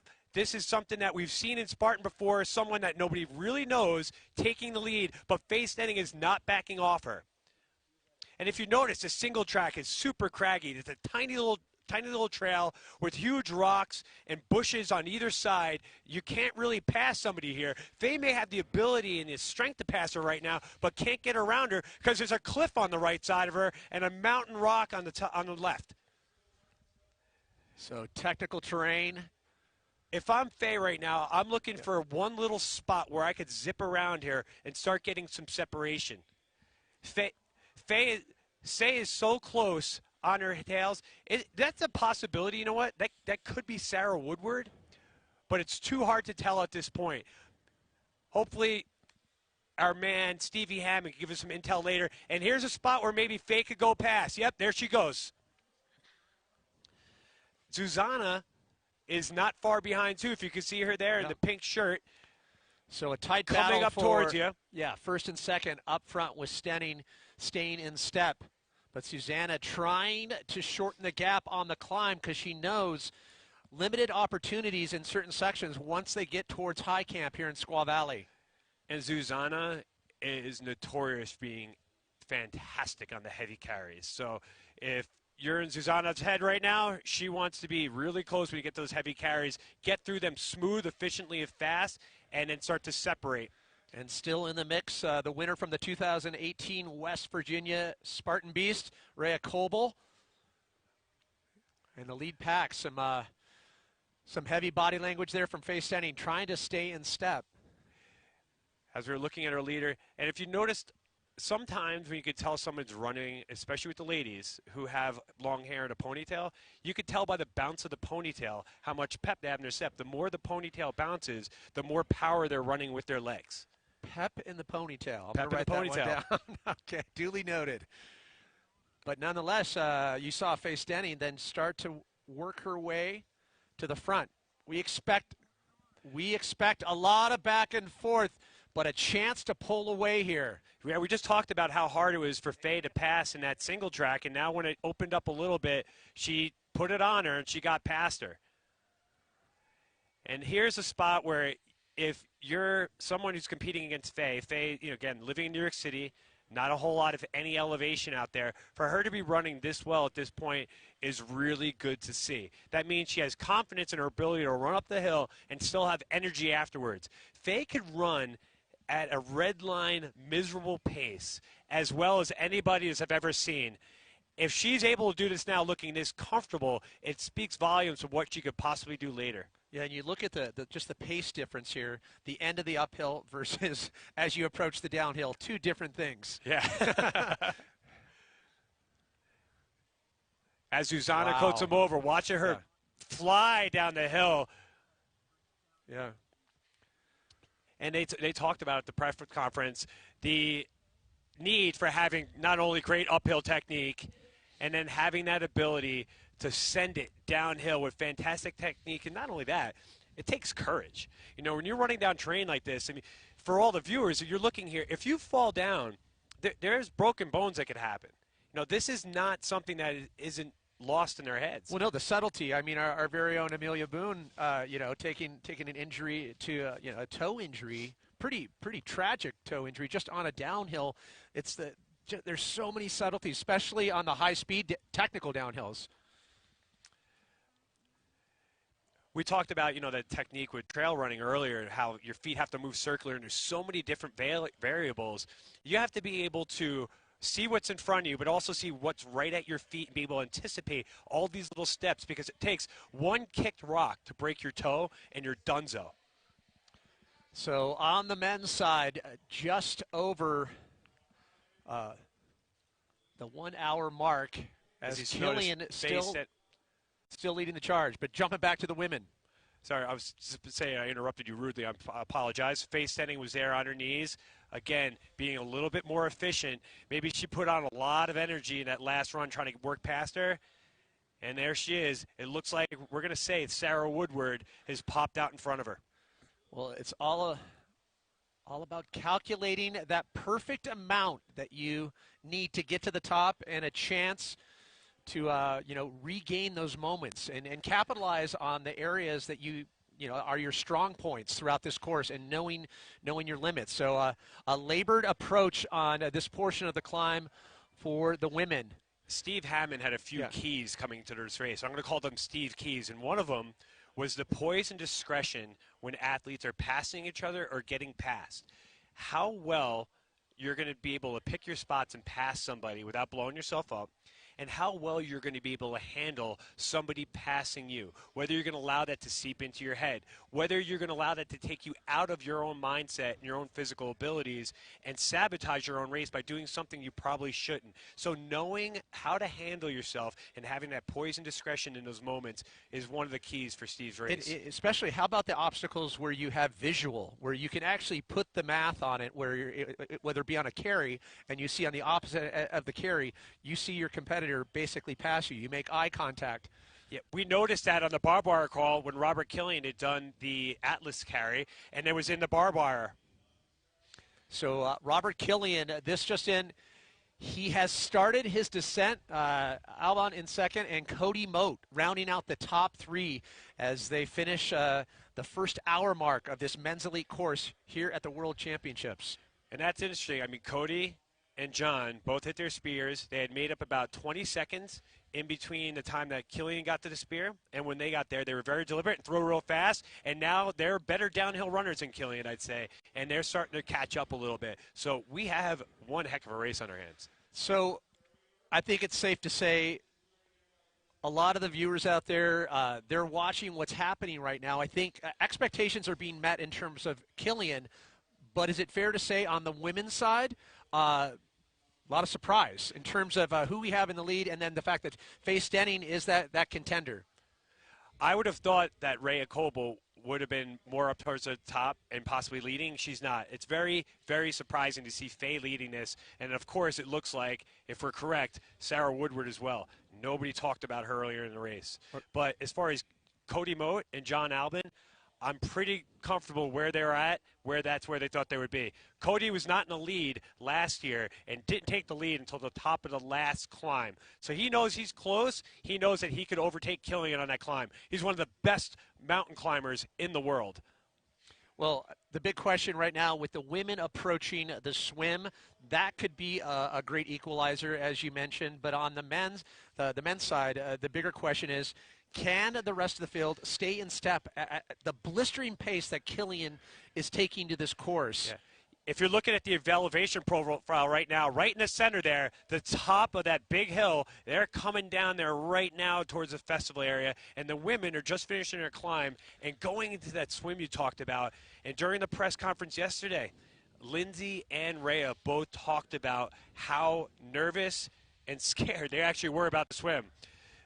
Rhea went as far as saying last year that she got panicked and began sobbing in the cold water. Well, I think they went on record. No crying. There's no crying in swimming. There's no crying in the Spartan. But she's tried to correct that and rectify it. She's been doing a lot of cold water, high alpine swims where she lives now in Colorado. And that's part of one of the reasons I chose her to be today's women champion was, you know what, Rhea has been someone who has been on fire coming into this year and then moved to a place where she's able to train in conditions like this. So still on that last section of the uphill climb here with the women's elite as they approach that swim obstacle. And the swim obstacle, the fifth obstacle of 31 obstacle course, 13.5 miles here in North Lake Tahoe at the Beast. You're watching the Spartan World Championships powered by Rakuten as both the men and the women elite racers on course and doing battle. Sarah Woodward out front, followed by Faye Stenning. And Susanna rounding out the top three on the women's elite side. But the big story on the men's side, Killian still leading the charge as the women approach that treacherous, albeit tranquil, as you look at it. It looks tranquil, but that is some of the most miserable water in the world. They are going to have some of the most anguished faces coming out of that you'll ever see. And Joe DeSena made Faye a big bet yesterday. Wow. A huge one. He offered her a whole lot of pizza if she's able to win this race, and she loves her pizza. That's a lot of za for 1 year. Domino's, get ready. You might have a new athlete. Yeah, the big question now in New York, where is she going to go? Where's she going to go pizza-wise? And the women are taking to the lake as they near that 40-minute mark. And Faye took the plunge first and is doing something I have never seen. She broke out the backstroke. So all strokes welcome here. Whatever seems to work. It's all about watching that heart rate and dealing just with the shock factor. So Faye Stenning out front. All the ladies right now are doing something you only see at senior citizen home swimming lessons. They were all doing the elementary backstroke to get across the water. And obviously cumbersome with those life jackets, but able to make their way through. So great thing to see, as hoped for, as anticipated, a tight race on the women's side, much like we saw in West Virginia.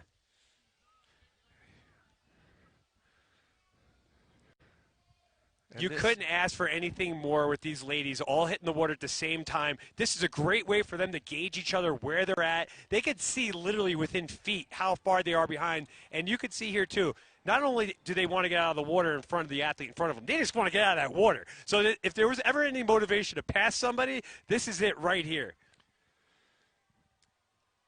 And taking their time in this freezing cold water, as we mentioned, a storm front approaching, so whipping winds will greet all of these competitors as they make their way out of the cold lake water. They come out of the water. Yeah.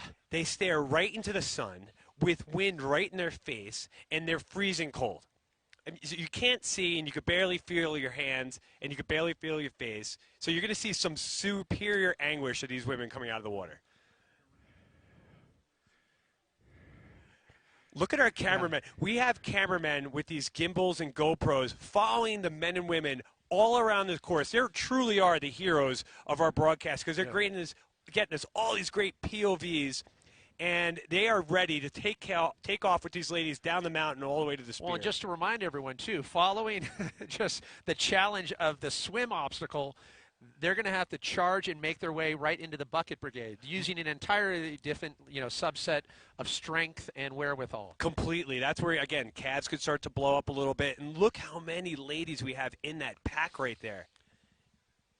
Yeah, it's incredible. We expect some great back and forth as we approach that obstacle-laden area towards the soccer field. I tell you what, it didn't look like much, but the time that Faye Stenning just put on the other people in the water is really, really big. Wow. Get that thing off and get moving again. There's Faye.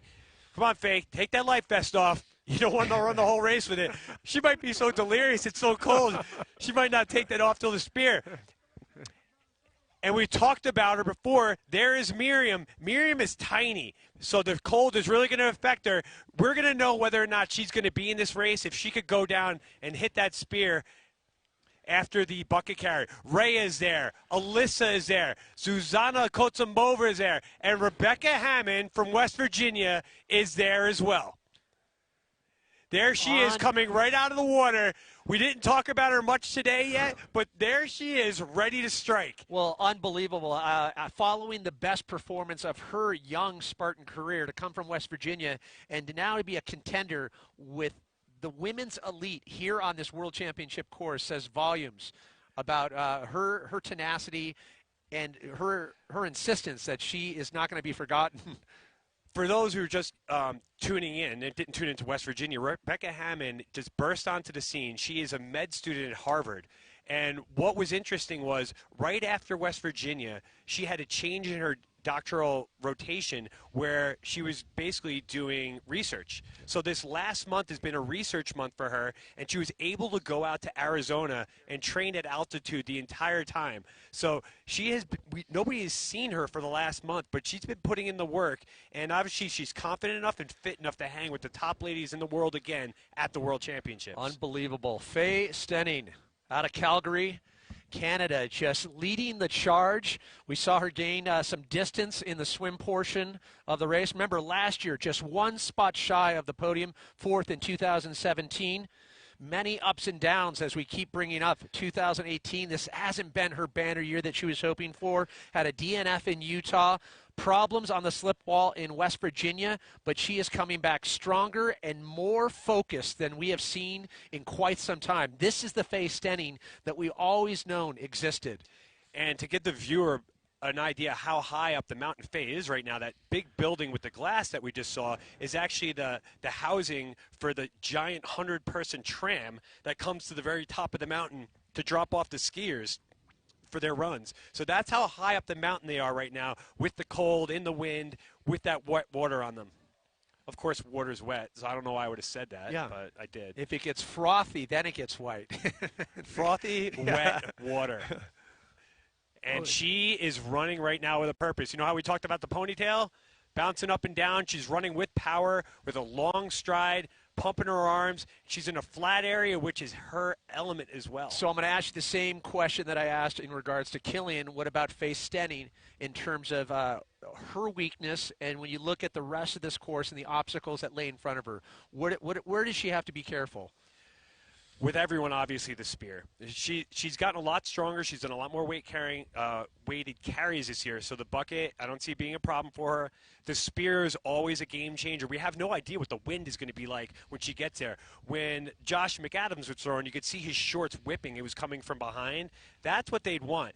What could happen is, though, if it's a side wind when they get there, that's what could really hamper them. So the spear is number one, but the other grip strength obstacles, Faye has really improved that. As she comes into the bucket right now, picking up that cat bucket, going to take that down the hill, and she'll be able to come back up. And then this is where, like you alluded to before, and you hit the nail on the head. This is a spot where the ladies could actually start really gauging how far they are ahead of the other people. Okay, and this is the part that I love. Let's tap into Kevin's hacks. How do you approach this obstacle? What are the do's? What are the don'ts? Little tricks that you've learned along the way. One of the little tricks there, if you see Miriam, she has her hands that are interlocked. If I was Miriam, though, I would try to put my hands on the bottom side of the bucket, so some of the weight, there's a little lip on the bottom of that bucket that your fingers could actually help support. Maybe she doesn't have her feeling in her fingers too much. If you notice Susanna right there, because she's holding the bucket so high, it's lurching her shoulders forward, which is putting a lot of pressure on her lower back. You want to get your hands up under that bucket, throw your shoulders back, and stand in as tall a posture as you can. As you notice, Rebecca. Now, the first time we've seen Lindsay Webster in the mix, and she's using the technique I just talked about. Her shoulders a little further back, the bucket's in front, but she has a grip underneath it.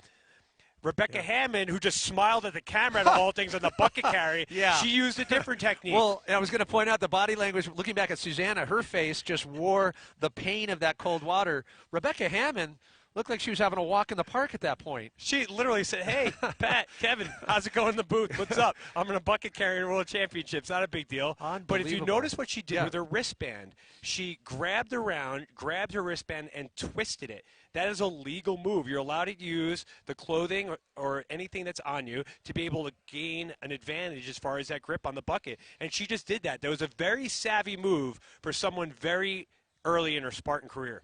Well, we'll have to see how much distance. Still at this point on the women's elite, a very tight pack has assembled with just 46 minutes on the clock. Still on the men's side, we'll be checking back and forth. Killian holding the top spot with the rest of the pack, trying to shorten that gap, but a much tighter pack on the women's side, which is something we were hoping for, which is something we're seeing.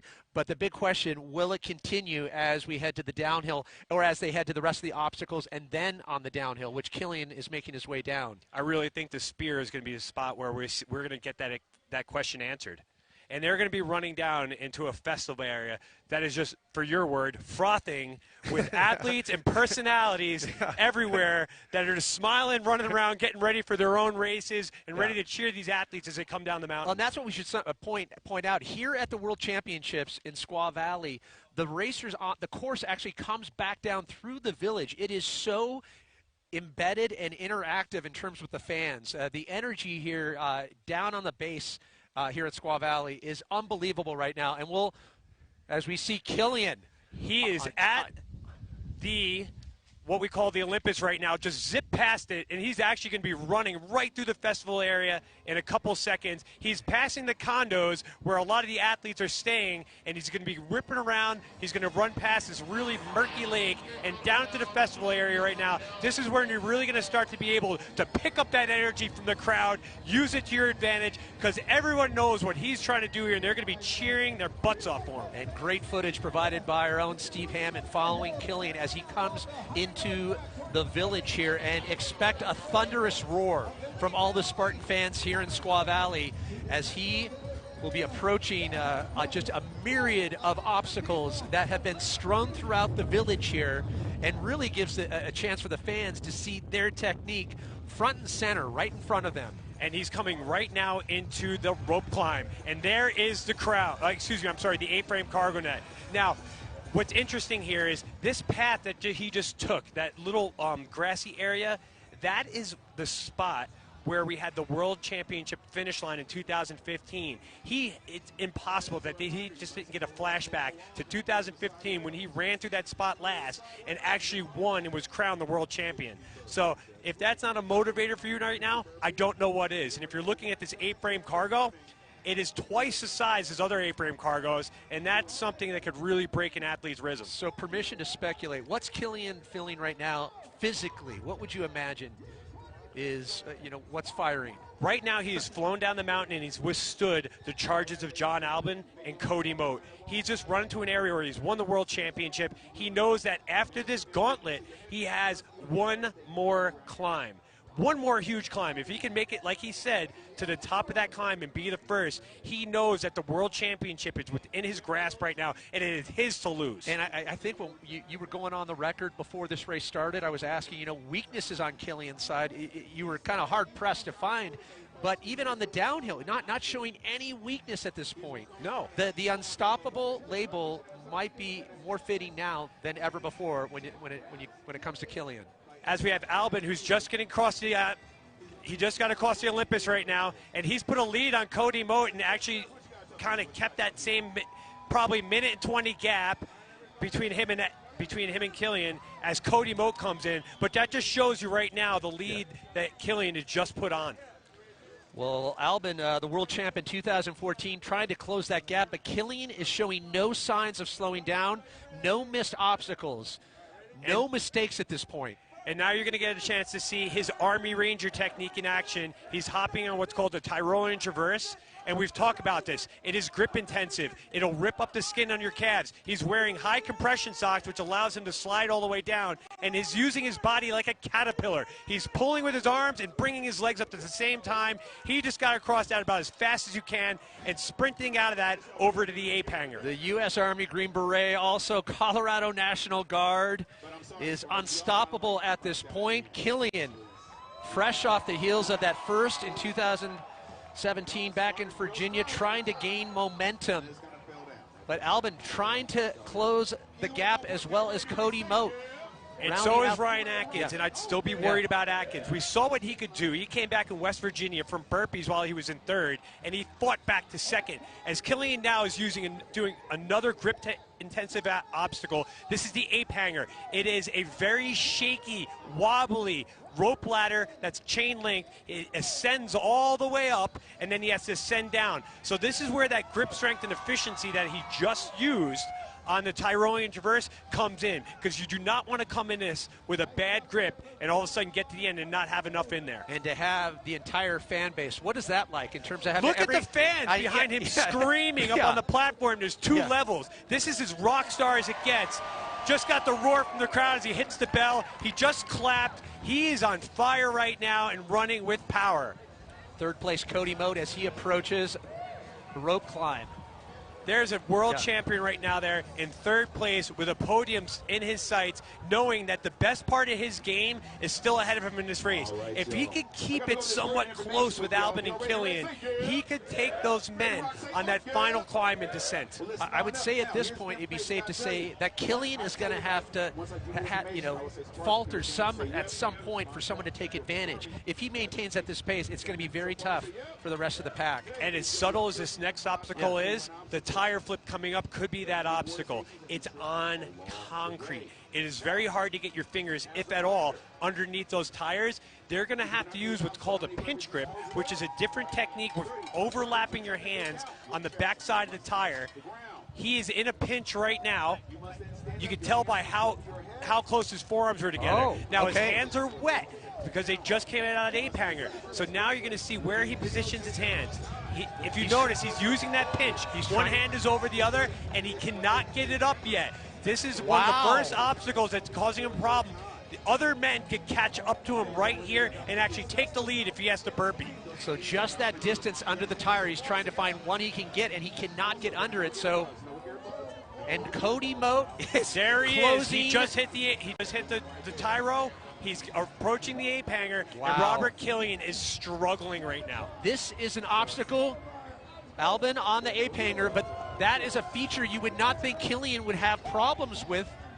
And if you think about it, I didn't notice it first, but Killian made a rookie mistake after the ape hanger. He put his hands in the water. If you notice John Albin, when he lashayed off that rope, he kept his hands up. He kept them dry. Let's see if Cody Moat has the same savvy and wherewithal, because right now Robert Killian is struggling to the point where he just said, I need to get this tire because I just wasted too much time to start any burpees. Okay, but what we have to point out, obviously the tire flip, usually not a problem There's the for pinch, Killian. and he's got it. And he's got it up. Get it on your knee, push it over. Finish that thought. You're on. Well, I was going to say, it's that low elevation, that close connection with the cement, usually on dirt. So Killian facing troubles there. There he is. He got it. Now Right you see a behind very him. good shot there. It's the pinch grip. He needs to get his toe under the tire. If you can get your toe under the tire, then it takes away the need to get that pinch. You can get your hands underneath. But just with that, you saw Albin close that gap, and it's one obstacle that can tip the scales that quickly. John Albin did not get his first flip. He's getting it off the ground, but he's not using his toes to get underneath there. If you lay it on your toe, then you can put your hands underneath. Ryan Atkins, if you notice, hands are up. Albin just flipped it over. He's going to try to lower this down to the ground now as best as he can without crushing his fingers underneath. I tell you what, I got a problem with that tire flip. He did not go. He did not lower it all the way down to the ground. He left it on his shoes. And You're not supposed to do that. It has to come down. Your hands could be in there, but they have to be in the grooves. I got a problem with that touching his shoes right there. That could be a game changer for later if there's a penalty. We'll wait for the official word on that as we jump right back into the race on the men's elite hour. 26 minutes on the clock here at the World Championships presented by Rakuten, Squaw Valley, North Lake Tahoe, and still so many contenders. The gap closing with Killian, the rest of the pack. And Ryan Kent has not backed off. Ryan Kent is right up there in top 5 position. And like Kirk DeWitt said, he quoted Ryan Kent as saying, you're going to see the Ryan Kent that you saw in Seattle. And right now, he's running really well. And here we are. The ladies have got into the soccer field. Faye Stenning has just completed her Atlas carry and is off to the barbed wire crawl. Let's see the ferocity and the aggressiveness as she uses and see if it matches what Killian did. And they've added a sandbag on this portion of the course, and Kevin's hacks on this. Obviously something that looks like it'd be a no-brainer, but there's a lot of technique that goes into this. Well, if you're looking at Jonathan Albin's technique right there, it's fantastic. He got both sandbags up in a comfortable position, which he can maintain for the entire time. The biggest downfall to this obstacle is if you have to put those bags down, if they just start to slide off your shoulder, if you don't have them in a good grip, to put those down and then try to reposition them not only costs a ton of time, it is incredibly tiring and exhausting. So this is what's going to be surprising. Cody Moat having that is struggling with the tire and is opted out. He's handing his band to the official. Wow. He is doing burpees now. That is going to cost him a lot of time and could cost him the World Championship. Would you ever predict Cody Moat having to bypass a tire flip? No. Cody isn't the biggest, strongest guy in the world. He has tremendous strength for somebody his size, but it is very hard to get that grip on there. And if you can't get it, it's just, you know what, he made an executive decision to do the burpees. He could come back from this, don't get me wrong, but mentally it's a soul crusher because he's saying, I worked so hard to get to this point, and now I might have lost a world championship because of a stinking tire in a parking lot. And physically it's exhausting as well. It's forcing you to have to pump blood into all your different muscle parts before he has to go up a big hill again. So Ryan Kent now into third place on the men's side, as the women up top, now into that obstacle-laden portion above high camp. And credit Ryan Kent. He wasn't at the start towards the beginning. He's fought his way back. Someone like Cody made a mistake. Killian took a lot of time. Ryan Kent has fought himself back into third place in the World Championship. And look who it is. Let's see if he has the savvy. This is Josh McAdams, our former Olympian, with his first test on the tire. He's putting gloves on. I do not agree with that technique. It's going to be very hard to slide those things underneath, let alone get a grip. Yep, there you go. Good idea, man. Take those things off and try to get something on there. I don't know if Josh has a pinch grip yet. I don't know if he's learned it. He's a big, strong guy, but he is struggling as well. Opted for the gloves and then got rid of them and trying to find... That's it. He's going for burpees as well. Going for the burpees, and I have to say, our own Kirk DeWitt, he had some insight with that tire early. Let's check in with Kirk, who's got a little more of just that, some insight on what's going down. Kirk?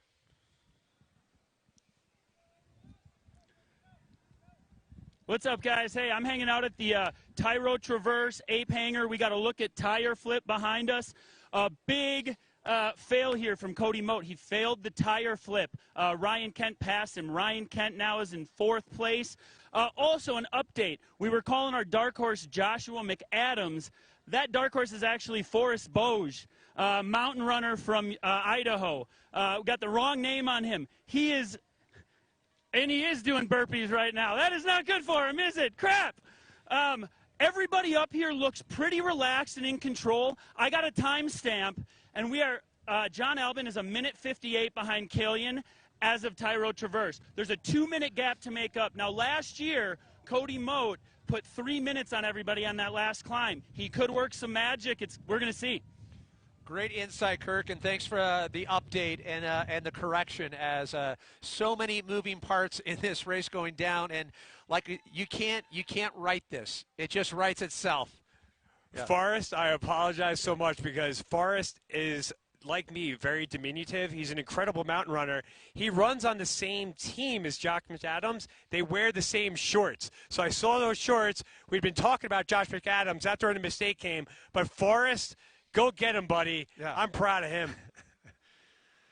Wow, so back to the women's elite, and we're seeing an amazing, a contentious, a volatile race as the pack still very tight. What do you make of what's happening on the women's side so far? Well, it's good to see Lindsey Webster running the way that she is. It's been incredible to see Faye take the lead and keep it for as long as she had or has, and it's just interesting to see how many ladies coming into the spear are still going to be in the game after that obstacle. That's still going to be such a huge game changer for them.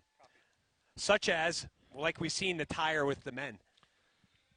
Yeah, as I pointed out, you can't write a better script. These races, they unfold, and that is by design. Joe DeSena, he doesn't want you to know ahead of time. Keep everything unknown. There's always that unknown component, and that's what makes Spartan so exciting. Just when you think you've perfectly prepared, you're completely unprepared. It's like the old Mike Tyson saying, everybody's got a plan until they get punched in the face. And Lindsey Webster, after all that, has worked her way in the first place. The defending world champion now leads the charge, three-time USCS champion from Ontario, Canada, Lindsey Webster, gliding her way through that top section, but we'll try to get a good look on the rest of the pack, the battle for second, third, fourth, on to fifth. And that silhouette with the fantastic background is Miss Rebecca Hammond. So a great shot of our women's leaders as they take to the ridgeline here at Squaw Valley in North Lake Tahoe. A beautiful setting for the 2018 Spartan World Championships powered by Rakuten. As we just pass the 1 hour mark on the women's side. On the men, they are now on the lower elevation here at the base elevation of Squaw Valley, as Killian's still leading the charge, but some great back and forth on that side. But we'll keep a close eye on Lindsey Webster to see if she can go back-to-back here in Squaw Valley. To give the viewers some perspective, every single athlete here had to qualify for these world championships. It was a much harder qualification process than Spartan has ever had. And Lindsey Webster just blew past a male world championship qualifying athlete like he was standing still. Well, it's also interesting hearing Lindsey say the one thing she wasn't looking forward to, and this was on the list of a lot of competitors, not looking forward to the swim. The good news for Lindsey, now that's behind her.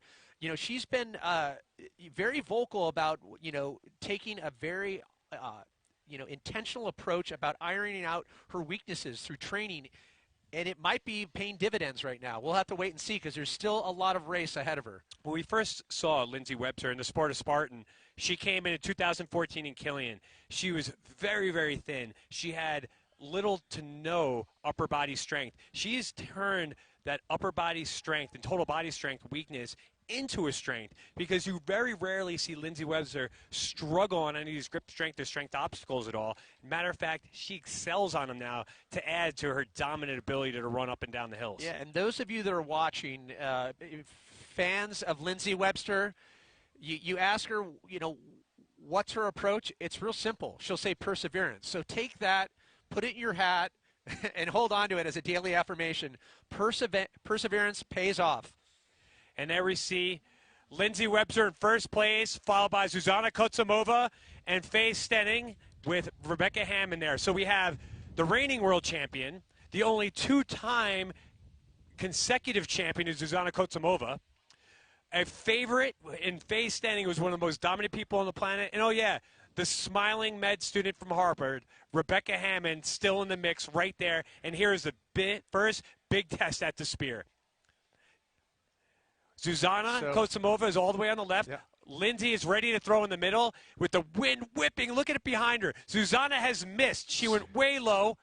Lindsey made hers beautiful throw high. Wow. And Faye has missed low as well. Oh. So it is really separated. Lindsey Webster just gave herself a gigantic lead heading down the mountain. Just with that. we had basically three Spartans at the spear throw, and with that, now you have a pretty decent gap that was just been given to you. Just think about it as they're on the twister right now, and this is an obstacle that Lindsey Webster has really improved upon, as Rebecca Hammond, stepping up to the spear right now, has the ability to steal away second place position while the other ladies are just starting their burpees. And this is certainly not a gimme. Look at that wind. That wind is going to be blowing themselves back and forth. Oh, are you kidding me? She threw that like a pitcher falling off the pitcher's mound, and the ball flew out of her hand and hit a strike. That was one of the worst spear throws I have ever seen, and just hung on enough to pass. And Rebecca Hammond is bombing down the hill you know to what the twister now. You know what I say to that? Who cares? It hung by a hangnail. But this is what happens when you miss an obstacle. 30 burpees. There's the mental impact, and then there is the physical impact, and now they have to make up that gap. So now Rebecca Hammond, she'll move into second, chasing Lindsey Webster. Well, you know what they say in med school? What do they call the person who finishes last in med school? Doctor. He has the worst story you could ever see, but you know what? She's in second place. The future has arrived. So unbelievable back and forth on the women's elite as approaching more obstacles, and now the downhill, a chance for Lindsey Webster to gain some ground, but the question, can Rebecca Hammond pull her in? Let me say, if you would have told Lindsey Webster, when I got to the spear, I would be in the lead with the two people chasing me the fastest, doing burpees, Rebecca Hammond on my tail, and I'm the best downhill runner in the world with a downhill, I'd take that any day of the world. Rebecca Hammond saw those other two ladies doing burpees in there. She understands what just happened, and she's going to be smiling as big as Lindsey Webster was just smiling there on the armor. The body language, the face says it all in terms of just her approach right now, and just the cadence that she's been able to maintain, and we saw this from Killian, is incredible through this obstacle portion on the top of the course. And now here's something that Faye's really improved upon. She's on the twister now. Again, in the past, Zuzana Kotomova has struggled with grip strength obstacles. With this wind, with the cold coming out of the dunk wall, it'll be interesting to see if she could pass this test. I really hope she does, because we want to see this battle towards the end with these two ladies going after it now. They're still fighting for second place, but they are going to really make a play for the podium right here. And Rebecca Hammond, they didn't show it, but Rebecca Hammond fell off the twister. So now they have the opportunity to take it back on her. Faye Stenning is back in second place after a missed spear throw. She just got a major break with Rebecca falling off the twister. Expect a lot of lead changes for that battle for second, third, and fourth. And just barely gets just falls down to all fours, but Zuzana Kotomova, just like Rebecca Hammond, barely making the obstacle, but she got it. And it looks like that was also Miriam doing burpees at the twister as well. Yeah, something that cannot be overlooked is just the technique and how important it is to get that grip strength figured out, and how to keep enough reserve when you have all these carry features as well too. Something you need to contend with, that you're not taking up too much stuff that's in the tank on the grip strength. As Lindsey Webster, Faye Stenning, leading the charge on the women's side. What do you make? It's blustery, it's windy, and it's just as tumultuous when we talk about the lead changes, both on the men and women's side. This is Spartan. Yeah. Expect the unexpected. I mean, you know, we talked about this course not really having the gnarliest grip strength obstacles, but here it was. The weather, the wind, the sun in your face, and all of a sudden something that would be a gimme, like the twister, no, well, not necessarily a gimme, but the twister and the tire, all of a sudden became major game changers here. And obviously the spear played into that as well and allowed for some tremendous drama. And hats off to Lindsey Webster, how she was able to make up ground where she did. I mean, we saw Faye Stenning keep that blistering pace on the uphill into the top section up towards High Camp. But how about Rebecca Hammond, and where she finds herself right now after having such success in West Virginia? If you were Rebecca Hammond and you would have said, hey, I'm still going to be in top 5 right now position in the World Championships, I think she'd take that any day.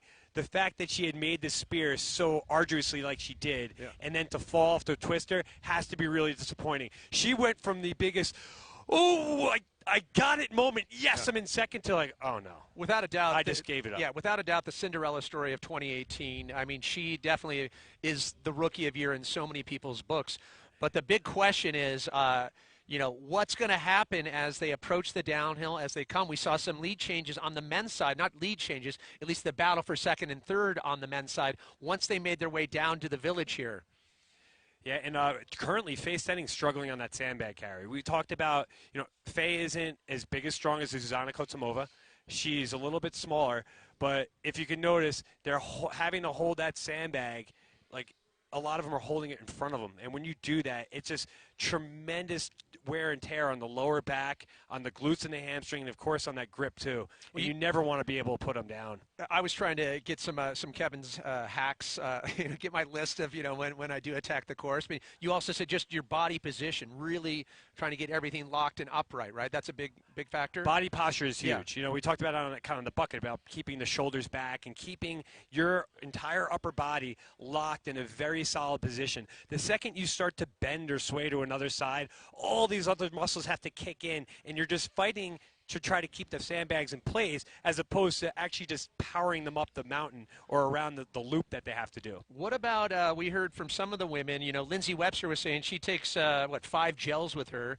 What about the cramping? Anything that you bring in competition that helps with the cramp factor and keeping the body in check? Oh, a lot of athletes will use salt pills, salt supplements. Some use mustard packs. They'll just go to a local kind of hot dog stand kind of mustard and suck on those because they're very small, they're light, they're easy to carry. That's disgusting. It's pretty gross, but it also gives you a little bit of sugar cooked there. But if you saw Lindsay, again, she was just hammering past people with the sandbags.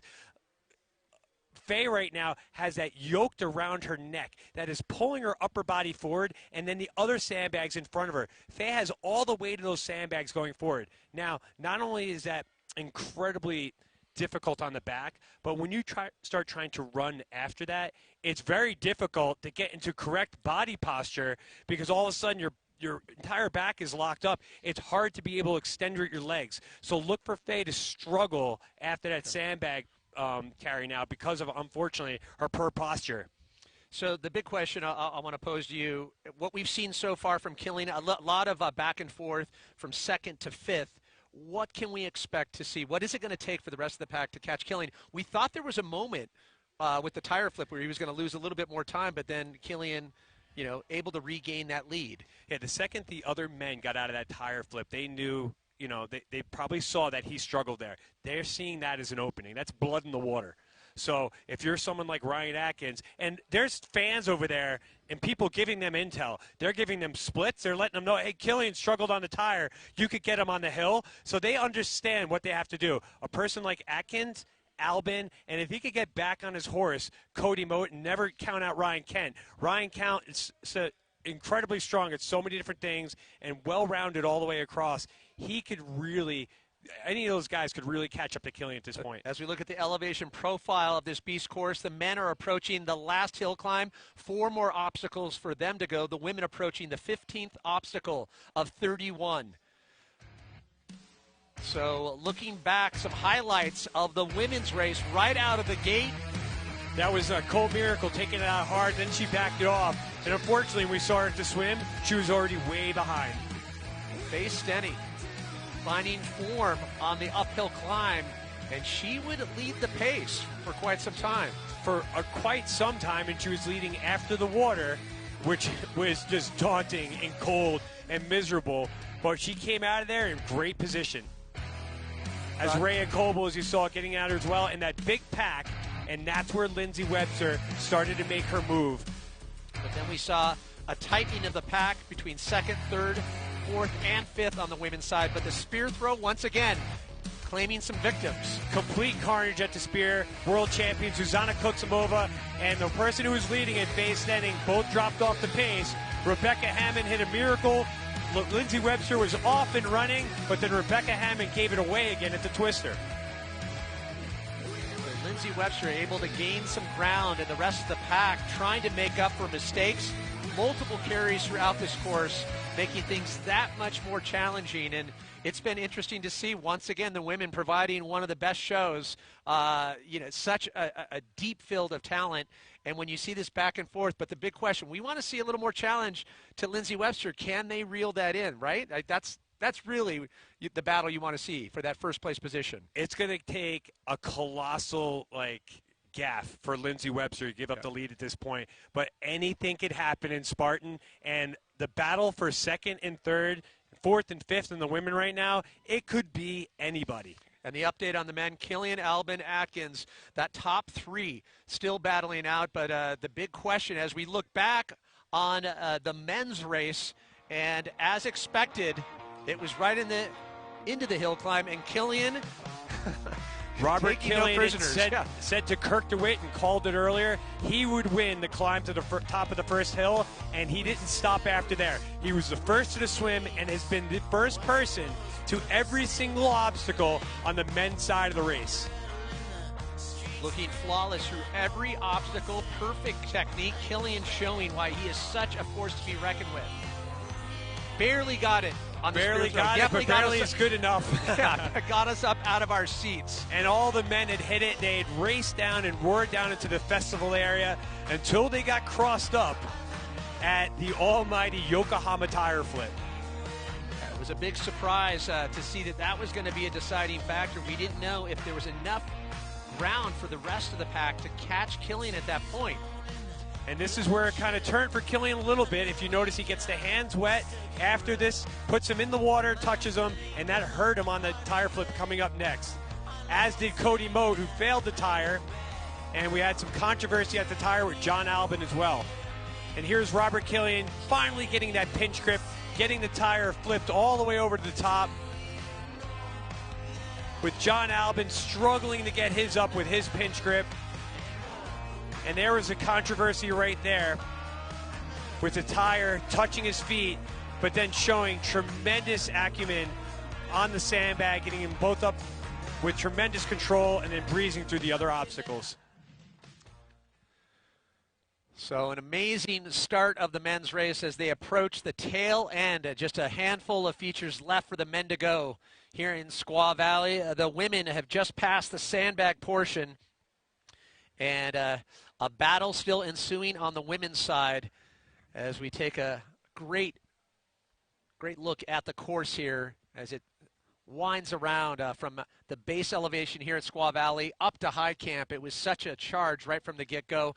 That obstacle-laden section on the top of it, and the women are in the midst of that. But the big question is, how is it going to unfold on the women's side when you add up everything down here in the village section? That's where we saw some back and forth, some ample opportunity to make up for others' mistakes. Right, and we could see some back and forth with the ladies here too. Now the Yokohama tire flip on the ladies' side, it is a 200-pound tire, so it's actually half the weight as the men. I do not expect to see as many issues on the tire, but what you could see is issues on the ape hanger because of the grip strength efficiency issue once they get off the Tyrolean Traverse. It is going to be, once they get into that gauntlet area, that's where we could possibly see another flip, and it's going to be interesting for the viewers to kind of follow along on that. So we're getting figures in right now on the women's side. Lindsey Webster still out front, but Susanna moving into second, and then you have Rebecca Hammond, Faye Stenning rounding out the top four. So the big question, what's going to happen with those three spots as they try to reel Lindsey Webster in? Yeah, and with the heavy, when they're on the heavy carries, that's obviously where Zuzana Kotsimova made up some time. She's a big, strong athlete where we expected her to do very well in that portion of the course. Well, you can see down here in Festival Village, here at the 2018 Spartan World Championships, it is festive. We have people from around the world as the rest of the elite field will start to make their way on the women's side. We just saw the men come through, and on the tire flip, still remaining on the men's elite field, still working their way through the Yokohama tire flip. And it's interesting to see this at the tire right now. This asphalt connection. Usually, you find that section between the dirt and the tire that you can get under if you're not good at the technique that you're talking about. If you can clamp the side, which is a much harder technique It's very faster. difficult to learn that pinch grip and be able to hang on and not have it slip out of your hands. There is one element, and I think a lot of the men missed on this, though. I walked past the tire yesterday. There are certain areas by those tires where there's cracks in the asphalt. There is plenty of places I could get my fingers underneath. But in the heat of the moment, when things are going fast, it's so hard to think about all those little nuggets that could get you through. If you could find one little crack where you could get just 2 fingers in there to get a grip, it could help you with the entire tire if you didn't have that pinch grip. But it's been hard for them to find, and we have other people that are just struggling there with the tire right now. And even if you get it once, sometimes it might flip over in an area where it's almost impossible for you to get the second time. This is where that grip strength that Ryan Atkins has really played in, because once he got down there, he was able to fight all the way back from a distant 4th into 3rd place now. And you can never really take any obstacle for granted when you approach a Spartan race. No, absolutely not. Something as innocuous, we always like talk about the spear throw, but we saw what happened on the women's side, as you pointed out, carnage. Yes. Carnage at the spear throw. It was neck and neck, literally 4 competitors at the spear throw, and with that, with just a couple misses, now we have Lindsey Webster pulling away with the lead. So that's the big story there, as we focus on the Yokohama tire flip as the rest of the competitors come through.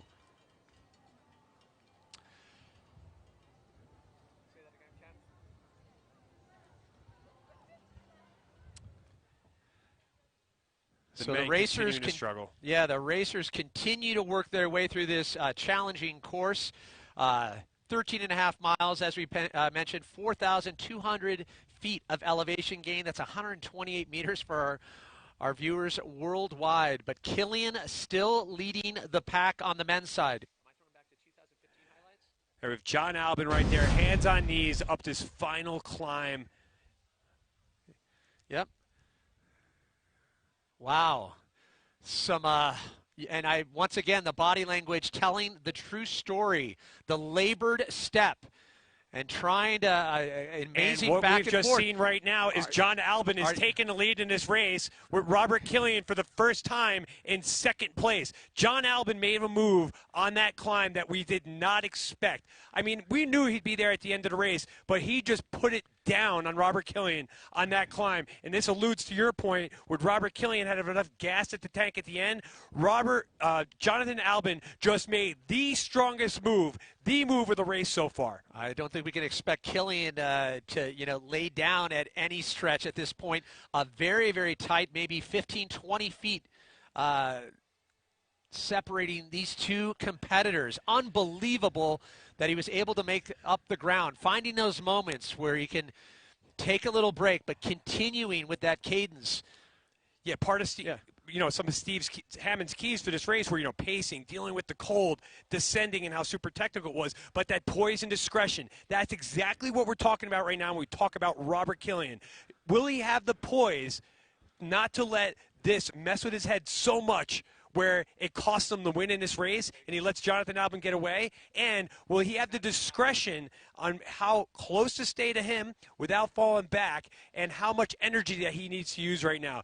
There are so many things running through his head right now as we see Zuzana Kotsumova running down the hill with some speed. So question on the uphill, Atkins, Albin, Killian, who is better on the uphill, on the downhill? Who's got the advantage right here? Albin. Yeah. Albin's been winning these mountain races in Europe right now, even though he said in the press conference yesterday, I only live at 400 feet elevation. I'm like, that's kind of a psych job, because he just told Robert Killian, yeah, I only live at 400 feet, and I just blasted past you up the hardest climb on this race. So he's well within his ability to take this one and put it away with his uphill running ability. The humble understatement. Yeah, and he also said, like I think I mentioned it earlier, Albin said, yeah, if you run fast enough, you'll win.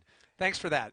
This just in. And on the other side of that, once you get to the top, there's nobody in the world who's going to run faster down that hill than Ryan Atkins. But it's always, with Spartan racing, with OCR competitions, it's all about gauging how much energy you need to exhaust on that uphill, knowing that you can regain a little bit, knowing your refractory moments, knowing what obstacles you're strong on. And we're watching a labored, almost a pained Killian at this point, trying to stay in step. Albin, Atkins, a great back and forth on the men's side.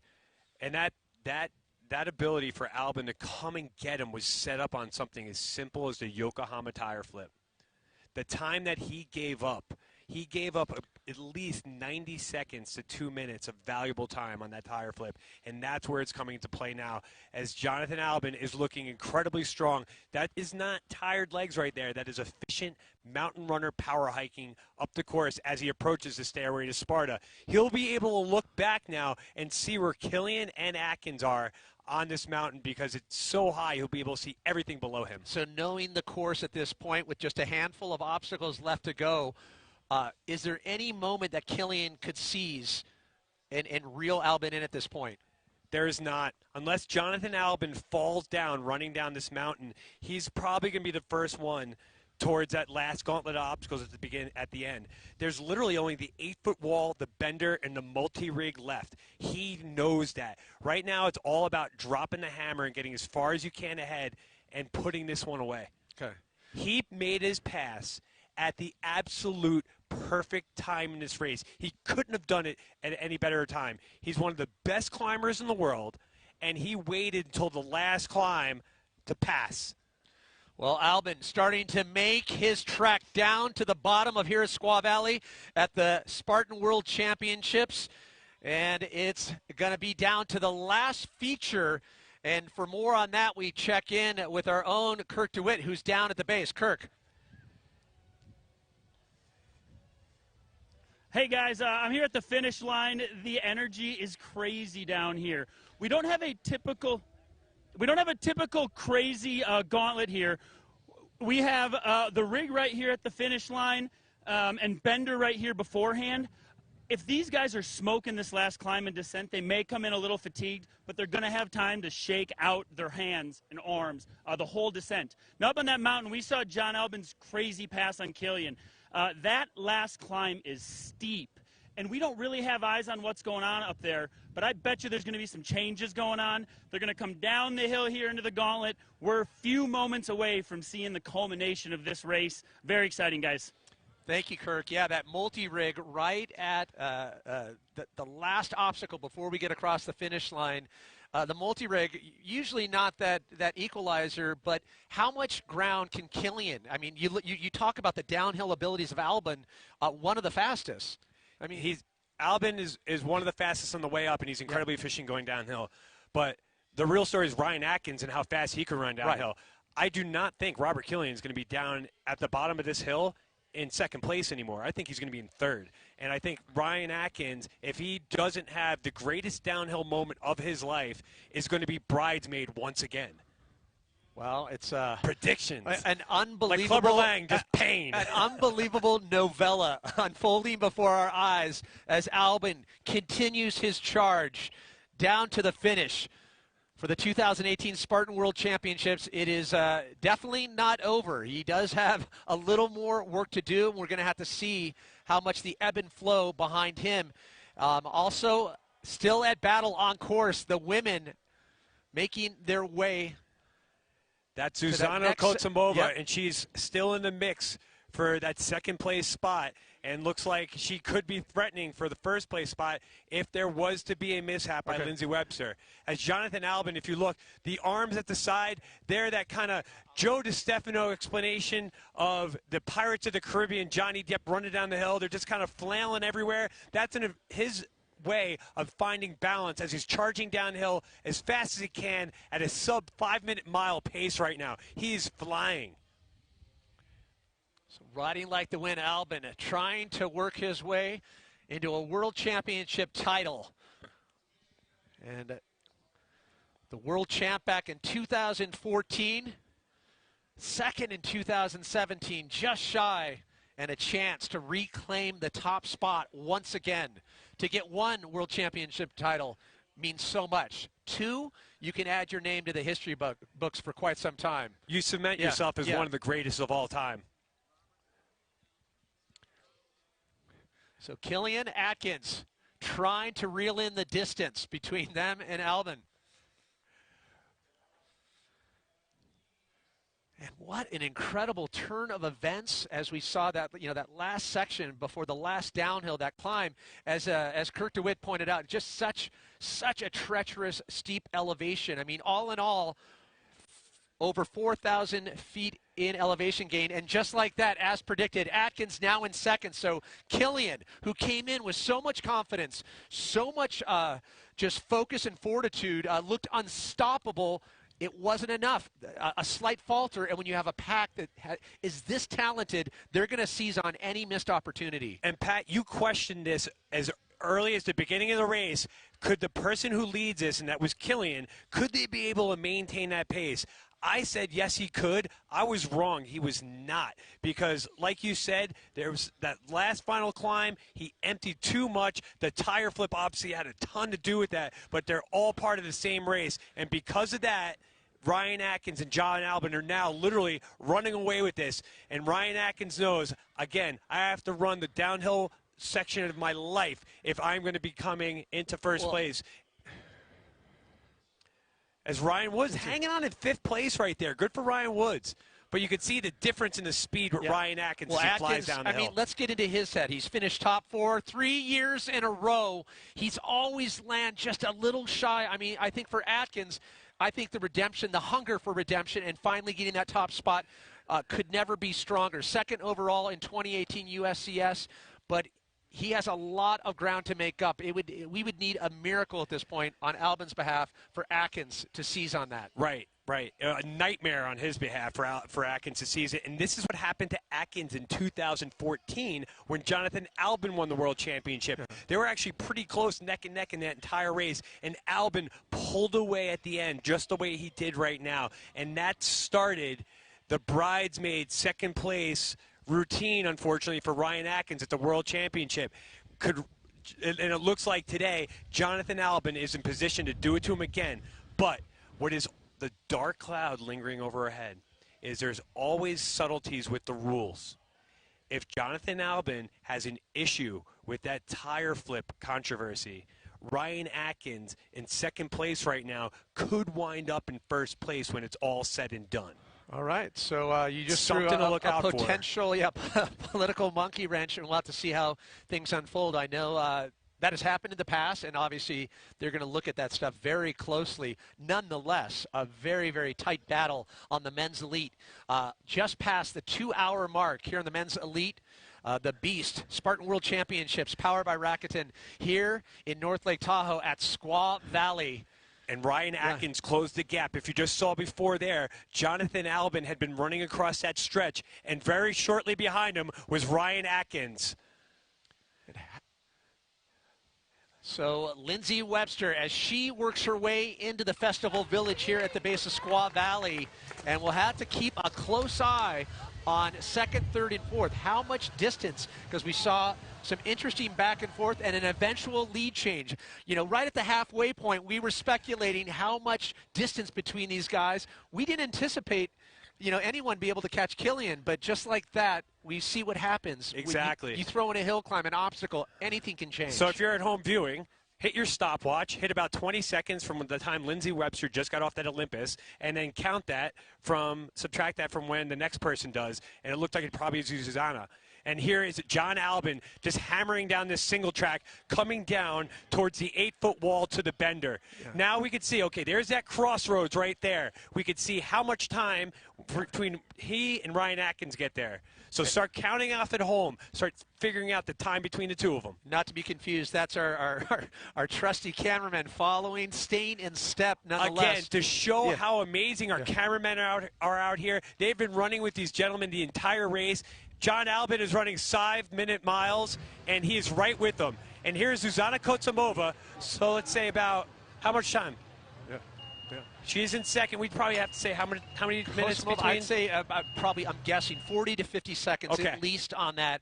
Not doing the hard time. All official. Almost went down. Looks like the cameraman might have wiped out because that just went green. So the technical aspect and the speeds they're reaching. You talk about just under 5-minute 5-minute miles on the downhill, blistering pace on the downhill.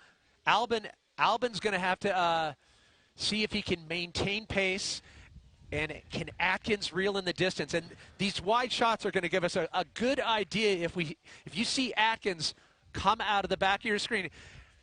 And Atkins is just flying.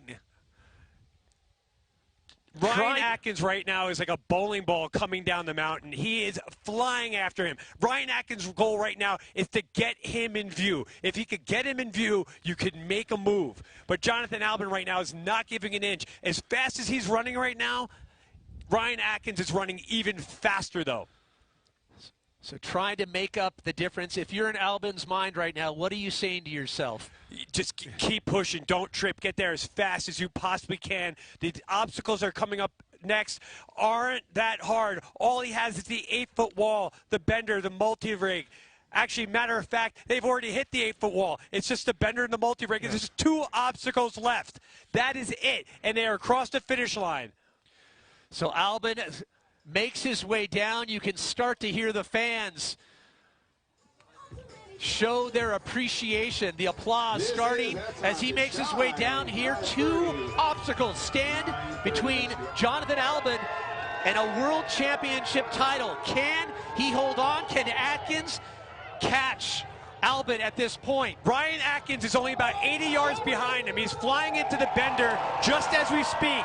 John jumps off. He holds his balance. This is the last one. This has to be textbook perfect. Atkins now approaching the first of the last 2 features.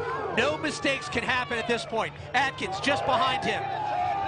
Watch every single grab at this point. It has to be flawless. Atkins just behind him. And you can imagine Albin can feel Atkins breathing at this point. He's down. No problem through that. So it is official. Jonathan Albin across the finish line here at the Spartan World Championships, grabbing the top spot just behind him. Atkins making his way across the multi-rig as he'll greet Albin at the finish line. Unbelievable finish to the men's elite here at the Beast Spartan World Championships. Ryan Atkins is exhausted. Hands are on his head. He just understands that he made up a gigantic gap on John Albin to make it that close. Going through his head for a while after this now will be, you know what? Could I have pushed just a little bit more in certain areas so when I got to that downhill, I wouldn't have been as far behind. But a tremendous effort as he is about to collapse with cramps as he moves over. I've never seen him look that bad after a race. Ryan Atkins, congratulations, man. You just gave everything you absolutely had and left it all on the table. Yeah. Lindsey Webster just clearing the ape hanger. You can see trying to shake it out, and she continues onward and forward to the ominous tire flip, which on the ladies' side, to be fair, we don't expect to be as big a game changer as it was with the men, or of course with the women at the spear. So Lindsey Webster, look at how calm and confident she is at this point, and we saw a calm Killian at this point. So as things can change here at the World Championships, all smiles, having some words with the cameraman. But things can definitely change after the tire flip. I'm still completely buzzing from the finish that we just had with the men. Yeah. To see both of them on the multi-rig at the same exact time with Atkins in the background on the bender, what a finish. And to have the wherewithal, the focus, you can feel, I'm sure you could feel Atkins just behind. He had visual as well as he could hear the crowd, he could hear Atkins, but just to focus on the task at hand to work his way through. And as Killian approaches the bender, This was the part of the story that we thought was just written all the way through. The way just an amazing pace. He set the tone. Everyone else had to catch up with Killian. And he's taking in the moment with the fans right now. Robert Killian, an absolutely heroic race, and he understands the love for people that have down here. It's not lost on him. He's going to kind of do this as a little victory lap, and I say victory because Robert Killian is the first person ever now to place 3rd or better in every single world championship he has done. No other man has done that. He should take a tremendous amount of pride home from there.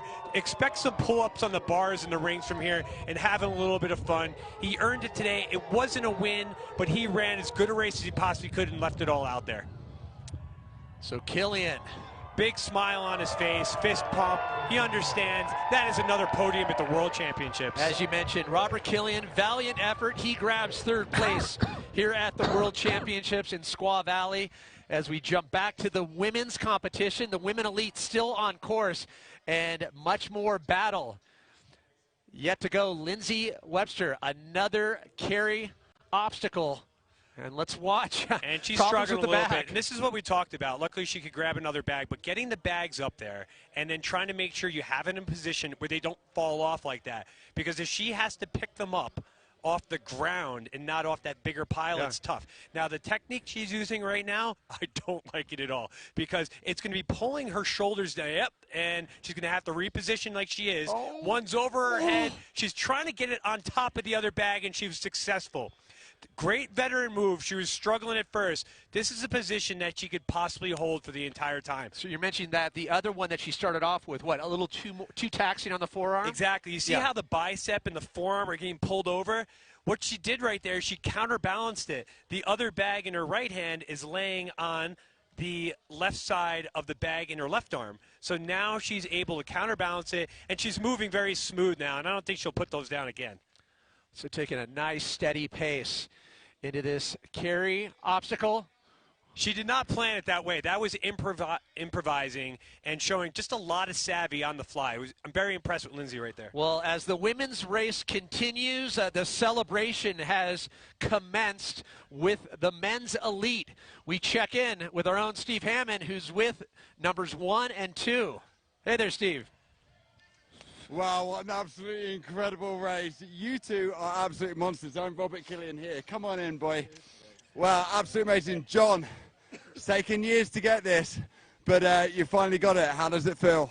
Yeah, pretty good. To do it here was pretty special because I've always had trouble with the altitude. To push it out and manage to get down that last descent in first is pretty special. You've had an incredible year of skyrunning. Do you think that's been an advantage for you today? Yeah, I think obviously the skyrunning helps, but also my season's been a bit later, a little bit less competing in the spring, a little bit later season, so I think I've still got some in the tank, and obviously it showed here. Now, Robert, you took it out like you said you would, and you led 3/4 of this race. What was going through your head when these guys caught up to you? I knew it was going to be a battle right at the end. I lost momentum with the tire flip. I wasn't expecting my hands to be that wet when we got out of the ape hanger, and it just gave me some trouble. Lost, a lot of momentum there, and I think that's where I mentally tried to stay in it. John and I were trying to push that uphill. He just got away from me, and on that downhill, I just couldn't keep up with these guys. It was fun to watch the show. But, Ryan, when I saw you at double sandbag carrier, I was like, hello, here he comes. You got the descent. You almost had it again. Yeah, I mean, John and I were on the rig at the same time. Bittersweet. It was an awesome race, though, and, it's a cliche to say, you gave more than 100%, but I'll just say I gave 100%. Well, I remember hearing you when you run down, you were absolutely exhausted, your legs were all jelly, but you gave it everything. So, Ryan, you had an awesome race, mate. How do you think your wife's doing? She's probably winning. Oh, yeah, she's crushing. She is in first. She's in first with a 10-minute lead. Oh, wow.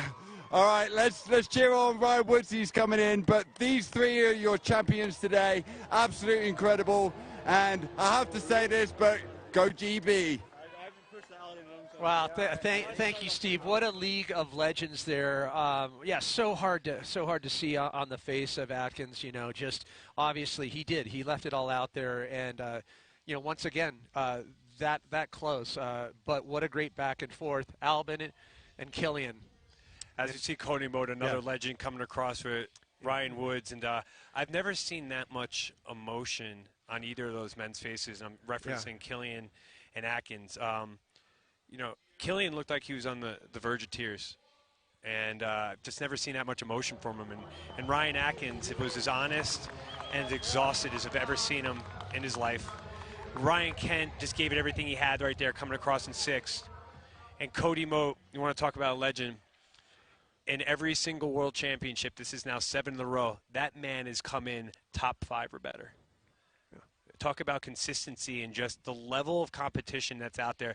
None of those men, Ryan Kent from 6th all the way up to John Albin first, should feel anything but pride in the effort that they put in today. Yeah, like I said, it was visible. It was palatable.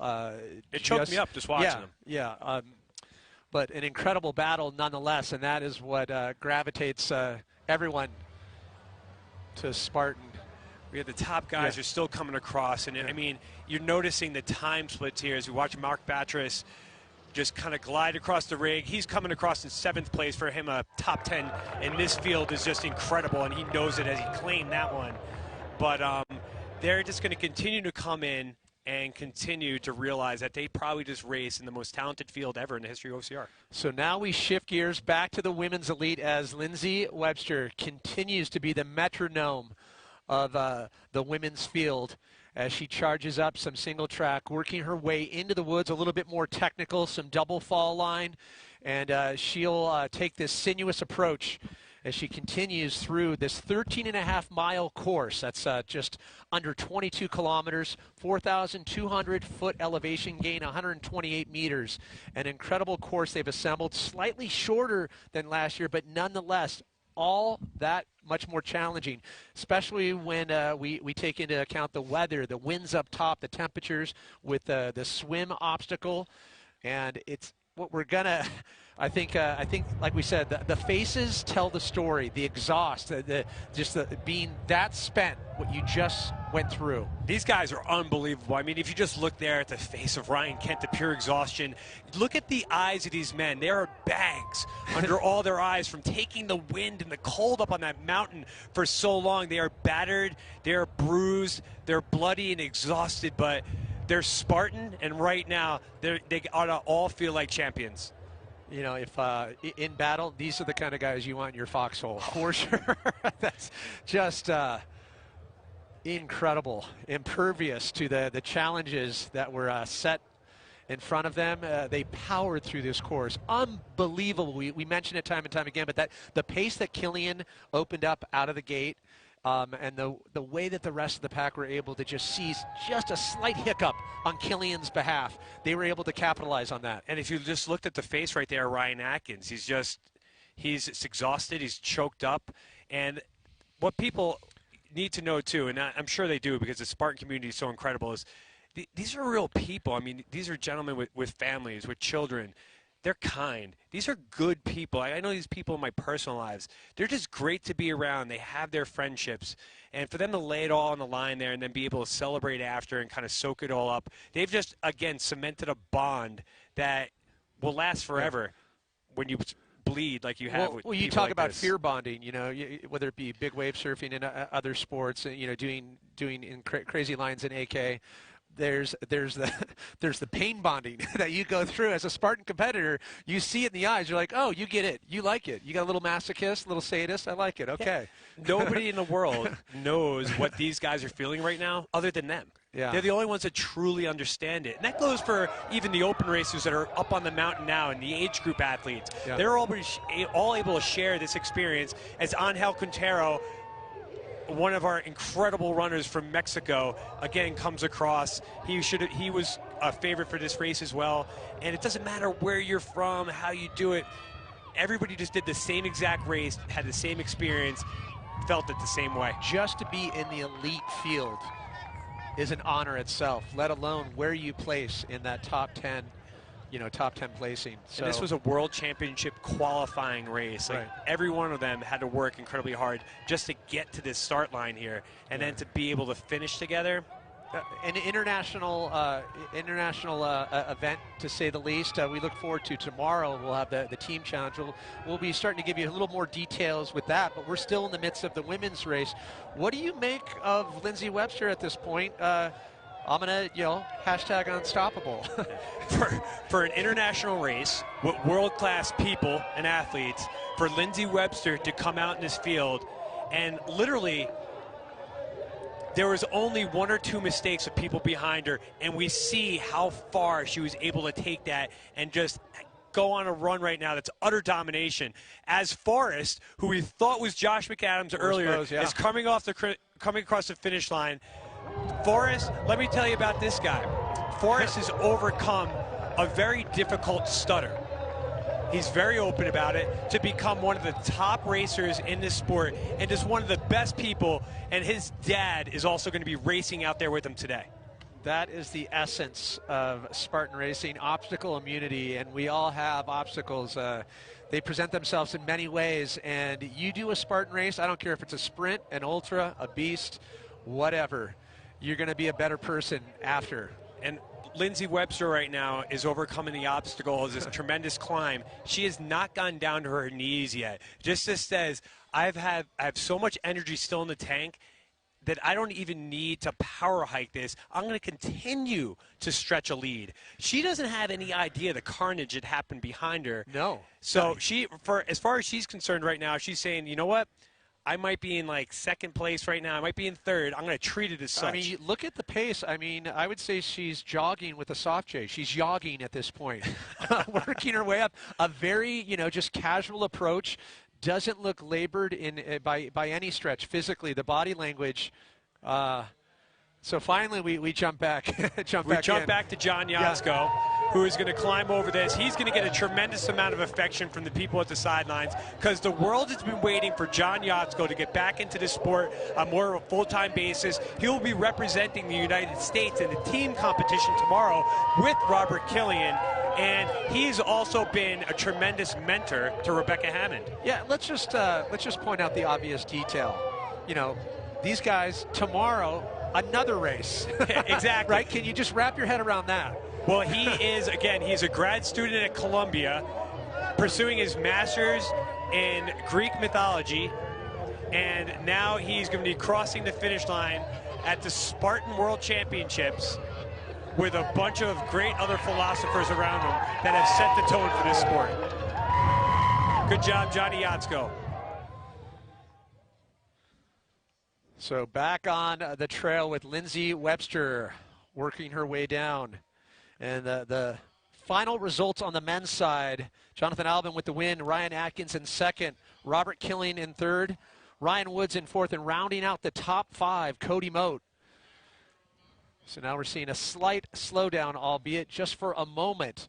And it'll be interesting to see just that distance between her and the second, third, fourth position, because there is a chance for some give and take at this point in the course.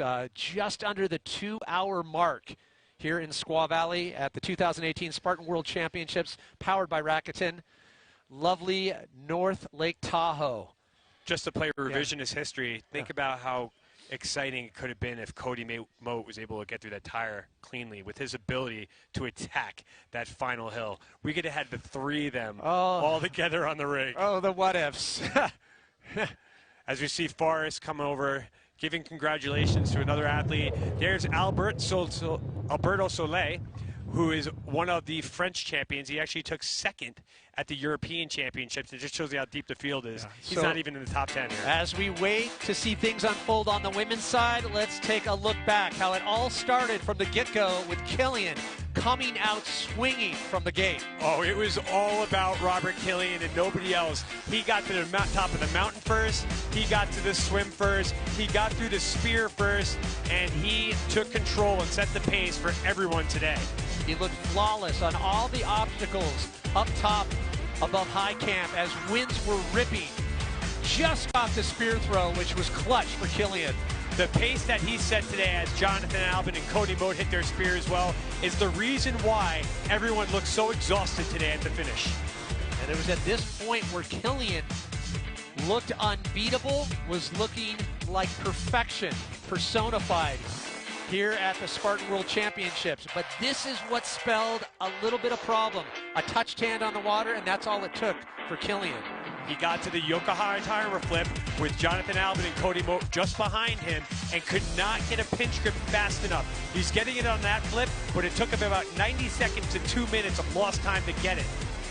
And this is where we saw some controversy. This is Jonathan Albin flipping it over, but on the second flip, did he use his foot for assistance as he started to crush the race after there, making quick work of the obstacles, and then finally caught Robert Killian on that final crucial climb. So for the first time throughout the entire race, a quick look back from Albin.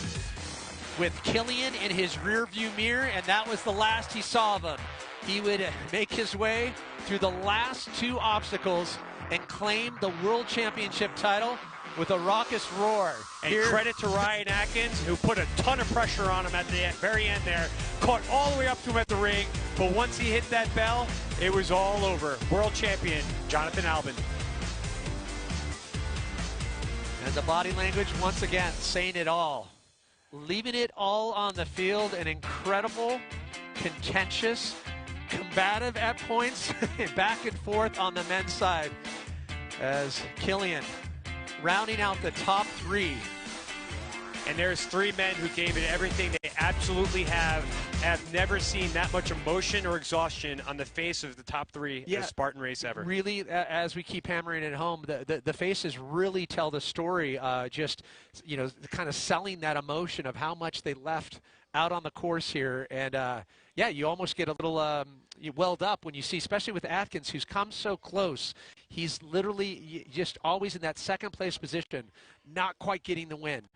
It's difficult for me to watch. I actually, I feel very emotional about Ryan Atkins right now, and the effort that he puts into the sport. What such an incredible ambassador he is for it, and how hard he works to get to these moments. And he left it all out there, and today it just wasn't enough. But when you look at who he's up against, the likes of, you know, Killian came out with such force, such fervor, and conviction. You know, a ticket already booked. You know, he was, you know, going for supreme domination at the tail portion of the season after stumbling. So when you have the likes of Killian and like an informed Jonathan Albin, you can't really fault yourself, because nowadays in Spartan competitions, one mistake. Literally, where, you know, you go a few years back, you know, there was a couple missed obstacles, and it was, you know, but now it literally takes virtual perfection to land the top spot. What's so incredible is we're talking about an obstacle that Robert Killian was successful at.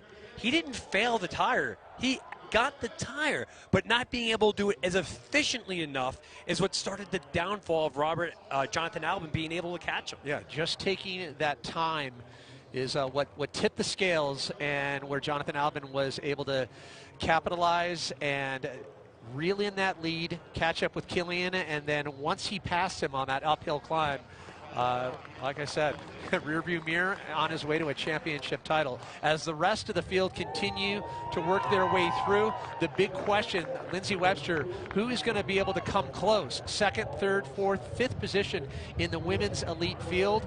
An incredible day here in Squaw Valley as we take a look as the rest of the women's field start to work their way through. For the viewers at home, I'm going to give you a little bit of homework right now. When Lindsey Webster crosses, and then we have our second place finisher, whoever that is, and I'm making the very bold assumption that Lindsey Webster's going to win this race. Yeah. The time gap between first and second, will that be a record for the amount of distance between first and second ever in this race? Could she have the biggest gap of victory? So, seeing that we're taking a little bit of time on this obstacle, Kevin's hacks on this. What's the key on this? I've tried this one. Not as easy as it looks. Okay, so there's three things on the wall. There's holes, there's chains, and there's these rock climbing grips. Now, that wall is made up of 6 different panels. Every single panel is exactly the same. So if you could get into a rhythm, the next panel, the next set of, whether it's holes, grips, or chains, are going to be exactly identical. So if you get into a rhythm, it's going to carry you through. One important thing to do there is to make sure that your feet or knees are pressed up against the wall so you get perpendicular pressure into it to keep yourself from sliding down. And the other part of that is to get your lower half in front of your hands so that when you're making that transfer for the next grip, that you actually have some leverage and some support so you're not just all on your shoulders and rip your hands out of the obstacle grip. Almost like a forward lie pack, yeah. So, front foot is very important. The positioning and setting up the front foot is so important for the next grip with the hand. And he was making sure he gave it a little double tap there, just in case. You never want to get nailed for a missed obstacle. Yeah, a bell claim. Why not? So continuing with the rest of the field as they work their way through, we're going to be keeping our eyes peeled on the rest of the pack. But right now, once again, let's check in with Steve. Steve Hammond, our course guru slash Spartan helmet. World-class finish, sir. 6th place in an amazing field. You got to be happy with that. I'm absolutely thrilled. It's been an up and down year for me. And honestly, 6th place feels like a win today, so I'll take it. Yeah. I know that how much that meant to you. That's your best ever finish in a world championship. You're making me emotional too, mate. We always seem to get into this position, but you went out really sensibly. You had an amazing race, great double sandbag carry. How was the course? Describe your whole race to me. Yeah, I mean, the first couple miles was a pretty gradual ascent up, and I just wanted to stay within myself, and that's what I did. And I knew I had some good heavy carries coming up to put myself in good position.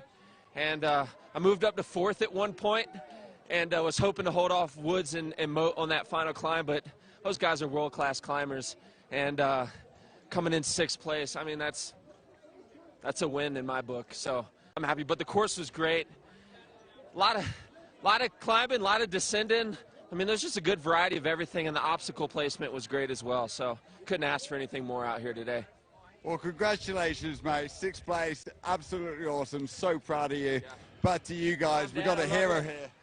Love you guys. Thanks for all your support. Love you, Ryan. Damn you, Ryan Kent. Yeah. I tell you what, I don't like Ryan Kent. I don't really like Ryan Kent. I love Ryan Kent. Yeah. He is one of the best people I've ever met in this world. He just made me choke up there. Like you love the Liberty Bell.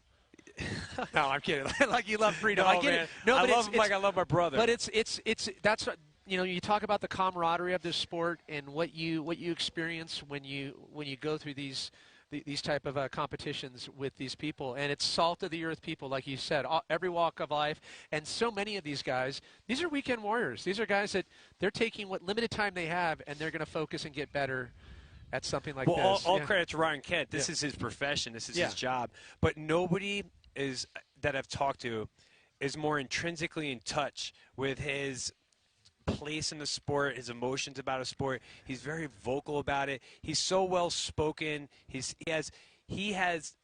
heart has literally the depth of the ocean. He's one of the best people you ever want to meet, and as a good-looking guy he is, and as athletic as he is, he's one of the sweetest, kindest people you ever want to meet, and he went through a lot this year, so to see him that happy and emotional about a 6th place finish just makes my heart soar. He is the Marianas Trench of emotion. Exactly. All right.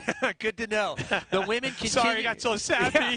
Women continue. The women's elite out on course over the 2-hour mark. We'll keep you posted with that. But for more with our incredible finishers, we once again check in with Steve Hammond. Bracken, wow. So you went out there for one aim, and that was to enjoy. Did you have any other ambitions to sort of get a little bit higher, or did you just enjoy it? I wanted to get through the swim and start picking people off and, finish near the top 10, and didn't quite happen, but I enjoyed the course. That's awesome, and that's why we love you out there. No matter if you're down the field or winning, you're always loving it. And that's testament to you. So what kind of year have you had leading into this? It's been a strange year. I've been off for almost 2 years, and this year was like getting back into racing and trying to find my sea legs again. So I'm excited to be back out here and not hurting and not hating racing. It's good to be out in this atmosphere. Everyone here was super positive. All the international athletes are really nice guys. The crowd's huge. This is the biggest event I've ever seen, and you guys did a great job. It's an amazing atmosphere. I absolutely love it down here. But this course, what was the biggest obstacle? Was it the altitude, swim, weather? Altitude always is, but it was the downhills for me. There were a lot of miles of downhill in a row, and if you haven't built up some resistance to downhill, you took a pounding. And I took a pounding, and I think a lot of people out there, it was the downhills that ultimately crumbled their legs. Yeah, absolutely. Following a few people around, the downhills absolutely killed them. You nailed it. In your course preview, you said there are minutes to be had, and there were minutes to be had on every downhill. Yeah, absolutely. Well, that's good then. How was the swim? Is it cold up there? Yeah, it was cold, but we were ready, I think. This is the 4th year now. People are used to the swim. And it was one of my favorite parts of the race was watching everyone prepare their strategy. Coming in, you started people pulling baggies out or getting whatever they're going to do ready, and then getting out what they were pulling on afterwards. Every single person had a strategy for how they were going to survive it. And I think for the most part, people survived it pretty well. Well, thank you for your energy. You're an asset to the sport. Thanks for the course. Love you, dude. And back to you guys. Thank you, Steve. You know, it's interesting. He's talking about getting those sea legs back, but when he does, which it looks like he's well on his way, it's time to release the Bracken. Yeah, exactly. And Bracken Crocker, he's talking about the strategy up at the war. He's one of the original OGs of this sport. He's an innovator. He teaches a lot of the obstacle specialists. He's an incredible coach and personality in the sport. He actually called this race last year, and when he was talking about the strategy with people going into the water with their baggies, what he was saying was people were pulling Ziploc bags out of their shorts, and what they would do, they would take their shirt off or their gloves and stick it in a little Ziploc bag, put it back in their pants, so that when they went through the water, they wouldn't get their stuff wet and come out. So a lot of interesting content from there. Was Bracken, who's another guy I love like a brother. As we have, look at this. The pink wonder we saw at the start line earlier is finally making his way across. All pink aside, that gentleman's probably going to be in the top 50 of this race. Let's see his motion going across the rig. Nice and smooth. Hits it. Claim that, buddy. And now go put some pants on. So competitors continue to make their way through this challenging course, and interestingly enough for Spartan fans worldwide, we've got more for you tomorrow with the team challenge. And for those of you who have never seen it, it is something that you do not want to miss. The team challenge will be going down here tomorrow.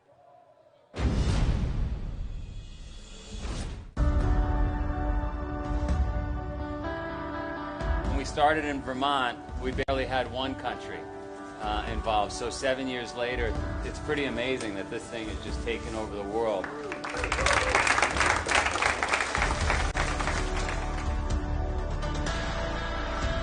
The spirit is really amazing here. Everyone is supportive, giving tips to each other and taking photos. It's a really positive atmosphere. To see everyone in one place, it's amazing to see how big the community is, and at the same time you get to learn from these elites from around the world. I'm really excited. Represent Italy is a dream for me. It feels really awesome to be at Lake Tahoe representing Australia. 我和我的队友都非常兴奋，迫不及待地去参加比赛。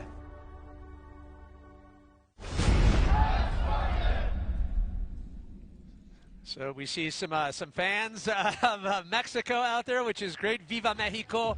And it has been such an international feel the past couple of days. That's going to continue tomorrow with the team challenge. We encourage everyone to tune in Facebook Live and watch it.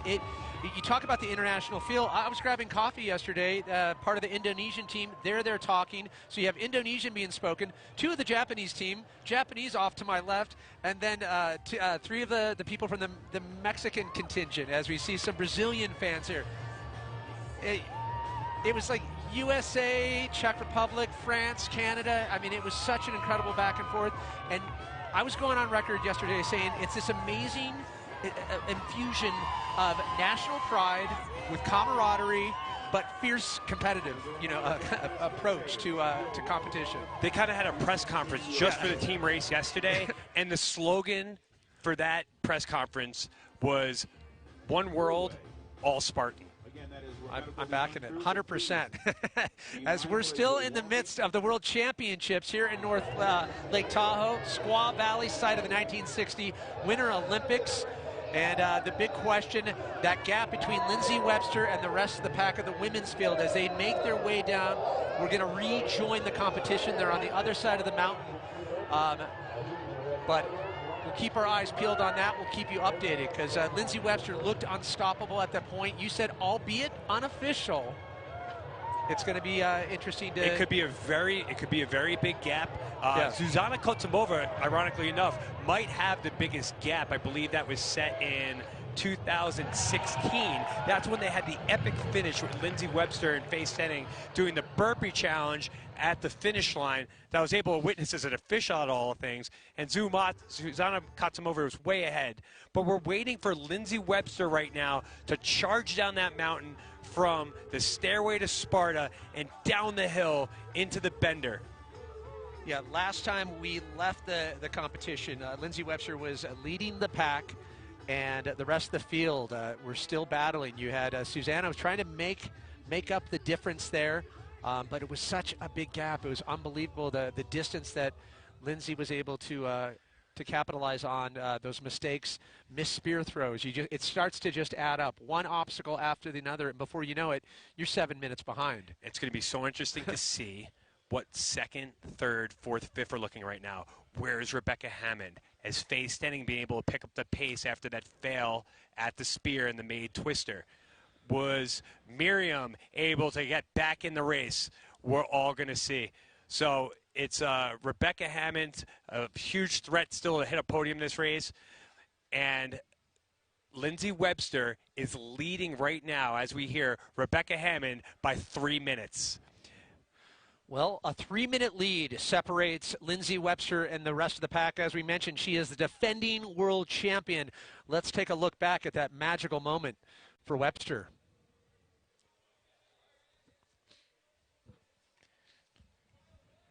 I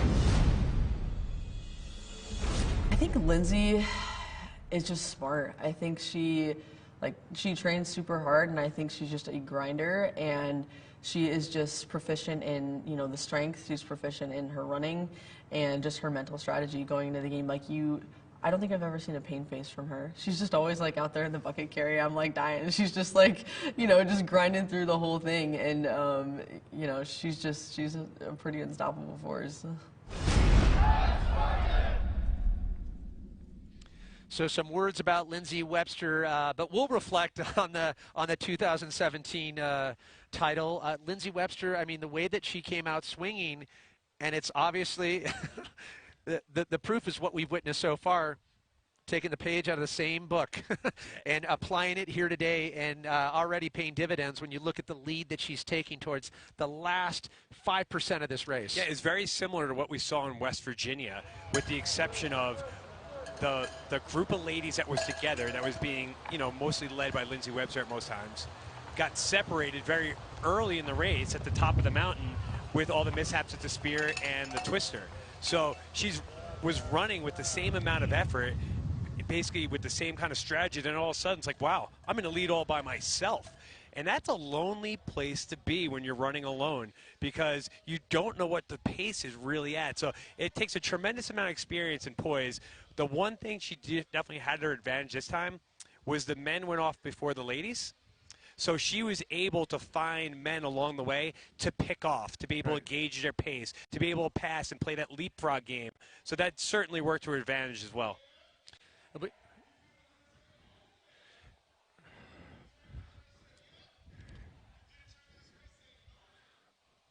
So this is our POV that was following Lindsey Webster. So just take this into account in terms of there's no one else that has passed him at this point. So that doesn't bode well for anyone that thought they would be given a gift and be able to catch Lindsey Webster at this point. Look at this picture very carefully. Yeah. This is what Lindsey Webster's been looking at the whole race since the spear. It's been blue skies, it's been obstacles, and it's been the ground underneath her feet. Yeah. That's all she's seen, other than the other World Championship qualifier men that she's been blowing past for the last hour and a half. So where would you gauge that in terms of the challenges of Spartan racing when you are out by yourself, gauging your own pace? It's a lot of the experience from what you've done in your training and how you feel going into certain obstacles. If you come into an obstacle that normally you would be maybe gassed coming into, and all of a sudden you come into it and you're happy and you got a lot of energy, that might be a sign to say, hey, I'm really not pushing as hard as I need to push right now. But that's also an opportunity to say, hey, I feel great right now. I could pick it up, but I still have enough space behind me where I don't have to kind of push it, so I could save energy for those obstacles still to come. but they all have seen the map. They know what's out there as far as the obstacles after that. Lindsey Webster has hit the stairway to Spartan, the 8-foot wall. She has the bender and multi-rig left. Those obstacles are not a problem for her. She could go at whatever pace she feels comfortable at right now. I mean, at this point, I mean, obviously wants to put a good time in and be thinking about just want to have that overall fast time, but she can really kind of live the moment, enjoy the moment on those last two obstacles, and just hear the crowd. When you have a crowd this size too, maybe speak to that of what it means as a competitor to feel that support, that sense of community. Well, as you see Lindsey Webster in the middle of the screen right there, she's coming down the mountain, coming down into that community. She's already a fan favorite for all the right reasons. She's defending world champion. If she finishes, will be only the second person ever with, ironically enough, Zuzana Kotsumova, who's chasing her in second or third right now to be the second consecutive champion. To know that the crowd knows it, to come in and have that coronation, be able to take your time on those obstacles and take it all in is going to be tremendous. She did not have that opportunity last year because she was doing burpees 10 feet from the finish line. She's not going to do burpees on this rig today, and she's going to be able to soak it all in and, of course, meet with her husband, who, again, had a heroic performance today, and we're talking about Ryan Atkins. Well, Lindsey Webster, avid mountain biker, used to be kind of her go-to activity of choice, shifting gears to OCR, and has never looked back since. She's the defending world champion. And we have got eyes on Lindsey Webster, the 2017 world champion, charging her way down this mountain. An avalanche of Just gave commitment, and what a great payoff to see her. And once again, as pointed out, all smiles, just no pain on that face. All smiles, no pain, but she's moving down this slope as fast as some of the skiers would during the wintertime. And for Lindsey to realize, to look back at the stairway of Sparta when she got there and not even see anybody in her point of view, to be able to come down here knowing that I'm basically on my victory lap right now, has got to be the best feeling in the world. Well, an incredible look at the valley here. Squaw Valley, beautiful day, allowing the men and the women elite competitors to do battle here. Once again, a very challenging course, 13.5 miles, 4,200 feet of elevation, and all the competitors working their way through this sinuous and awfully challenging course. And the elevation alone, yeah, and the climbing and the descending they had to do. And Bracken alluded to Stevie Hammond's prediction about how technical and how many minutes can be made up on those technical downhills because they were so arduous. And then for them to be able to do this with the wind in their face and that sediment being kicked up on them with all that cold water combined, it's just tremendous. And I applaud every single athlete out here today that's braving this course. Yeah, there's a chance too. I don't want to get ahead of myself and be the clairvoyant weatherman, but if temps dip a little bit and the storm moves in quicker, I mean, you could have some dusting up top maybe. Yeah, we're like about 6-7 degrees away from that. Having snow. Maybe I shouldn't be jinxing it, but 2 years ago during the Ultra Beast, yeah, they got a blizzard, about 5 inches of snow right in the middle of the race. It started like a day like this, and the next thing you know, white out. Yeah, that puts a smile on Joe DeSantis' face. Yes. So just almost hitting the 2-hour, 20-minute mark here in the women's elite. We've already crowned our men's champ. We wait anxiously with bated breath to officially crown Lindsey Webster, back-to-back world champion, albeit unofficial. But 2 more obstacles lay in front of her, and you will hear a thunderous roar out of Squaw Valley here at the base as she approaches, and they get eyes on her as she works her way across the double fall line, making her way down at the base. And as you're seeing Lindsey run down that trail right now, the athletes and the fans and the spectators that are in the village could look up and actually see her on those switchbacks. So the emotion and the celebration is already starting to build. You could feel it coming out of festival. And a great angle of just the debris, the terrain here, the rocks. So to put it in perspective, how fast the men and, of course, here Lindsay were running down there, you know, like they're hitting those tight turns with nothing but kind of cliff and trees past it, and with loose sediment, very easy for, if you're not a powerful, skilled downhill runner, to fall right off the course. And there's a good look at Luke Rosequist in the crowd right there. Luke was actually on the Spartan Ultimate Team Challenge with me in Season 1. Yeah, good to see the brethren out here in force. I know they paid a visit to the booth as well. They did. They were here cheering us on, taking a little bit of video. Yeah. You know, threw a couple shakas out to them while we were off camera. But just, again, a testament to the community here and the people that are coming out. And it was interesting hearing from Atkins, you know, when asked, hey, you know, how do you think Lindsay's doing? Winning. Yeah, I think he had confidence in himself. Doing just that. So a great from the air perspective, looking down as the trail will wind its way down into the last two features, the bender and the multi-rig, and then it will be official. We will crown our women's elite champion.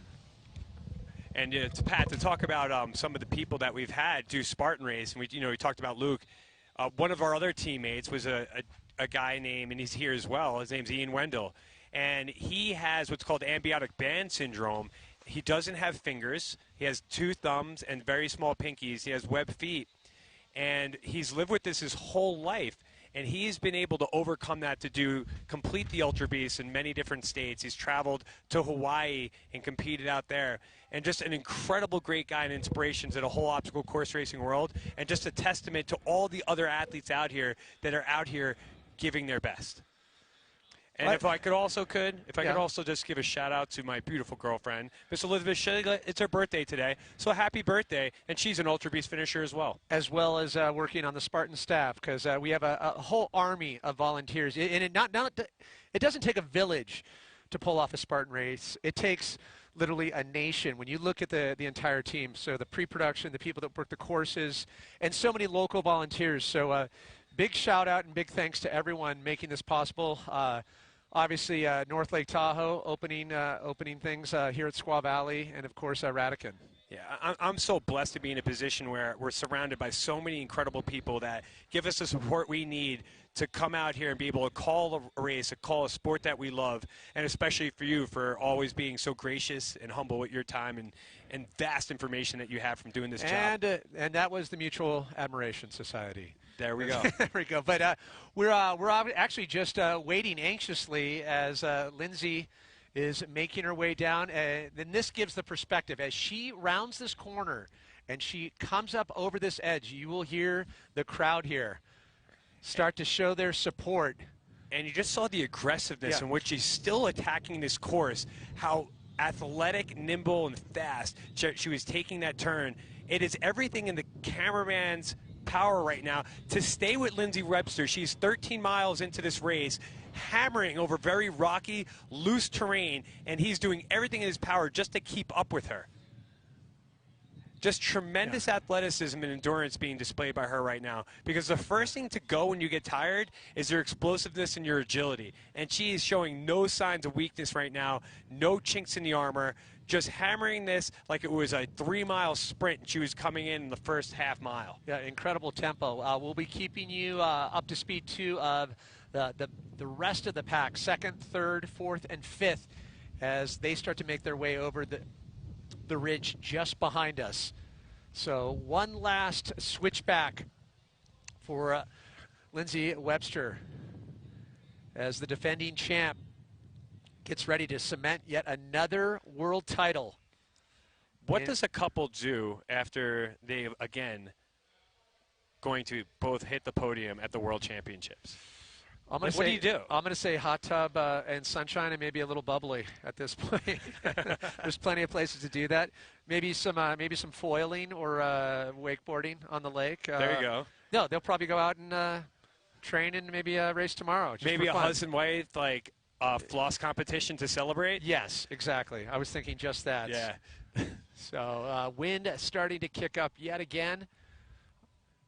Kind of backed off just for a little bit. We've been really lucky with weather. There was a lot of concern about the approaching weather front, definitely causing a little bit of a challenge up top up at high camp and the lake section with the high winds earlier.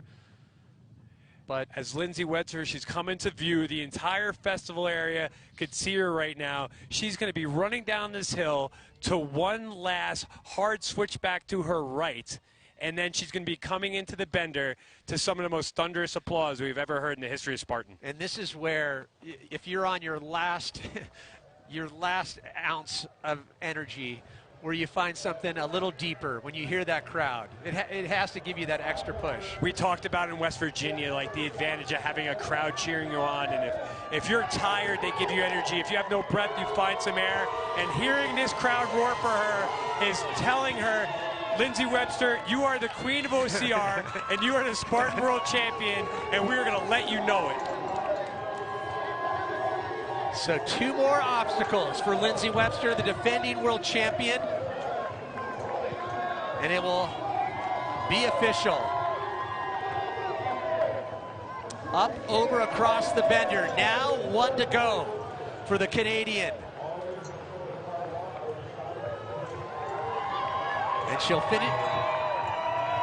And up top, Rebecca Hammond in second place. If she were able to finish second here, that will eclipse her best finish ever in West Virginia as we look at the last feature. The Canadian from Ontario tapping into a magical source of energy. And it is official. Persistence paying off for the defending world champion. She is now the 2018 world champion. There she is, Lindsey Webster. Congratulations. In West Virginia, Lindsey Webster won the North American Regional Championship, but Rebecca Hammond won the day. By coming in second, she was the absolute story. Today, Lindsey Webster was the story, whereas her throttling victory over the other ladies on this course. But now Rebecca Hammond is in second place, coming down to the last set of obstacles, and could even eclipse that tremendous effort from West Virginia. Emotions are high, and justifiably so, as Lindsey Webster cements another world title into her resume. And now the story shifts gears to undoubtedly the Rookie of the Year, Rebecca Hammond. We talk about her accolades off course in the working realm, but what a year it has been for Rebecca Hammond. Really, no one saw her coming. I'm going to say except you and maybe a handful of others. Her performance in West Virginia, but to come back and to do it at a World Championship event and a course like this, I'd have to say it does eclipse that second place finish. Sometimes the first one feels a little sweeter, but to do it in this arena with this much talent at a World Championship, Rebecca Hammond right now has to just be on top of the world. You know, we've had a lot of people come into the sport of Spartan, and they had one race where they made a major splash and then disappeared. Today's effort by Rebecca Hammond, who is in second place, coming down into the venue area right now to what's going to be another round of thunderous applause, has just validated herself as one of the top women in the sport of Spartan, and has set a legacy that will live forever. And, you know, we know this, and I know you know Rebecca very well, but just her self-deprecating, her humble approach, it makes her that much more likable, and it makes you want to aspire to do that much better. Have you ever seen someone this good burst onto the scene and be so humble and so kind and so downplaying of her own abilities, and then to be able to come out and then eclipse it with even greater performance? Remarkable.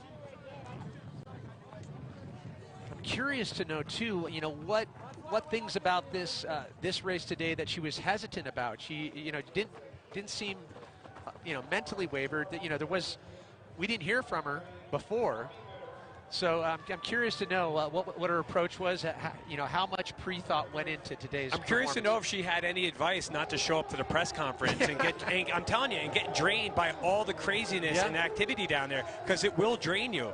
And we have to remember also, she did this with 30 burpees at the Twister.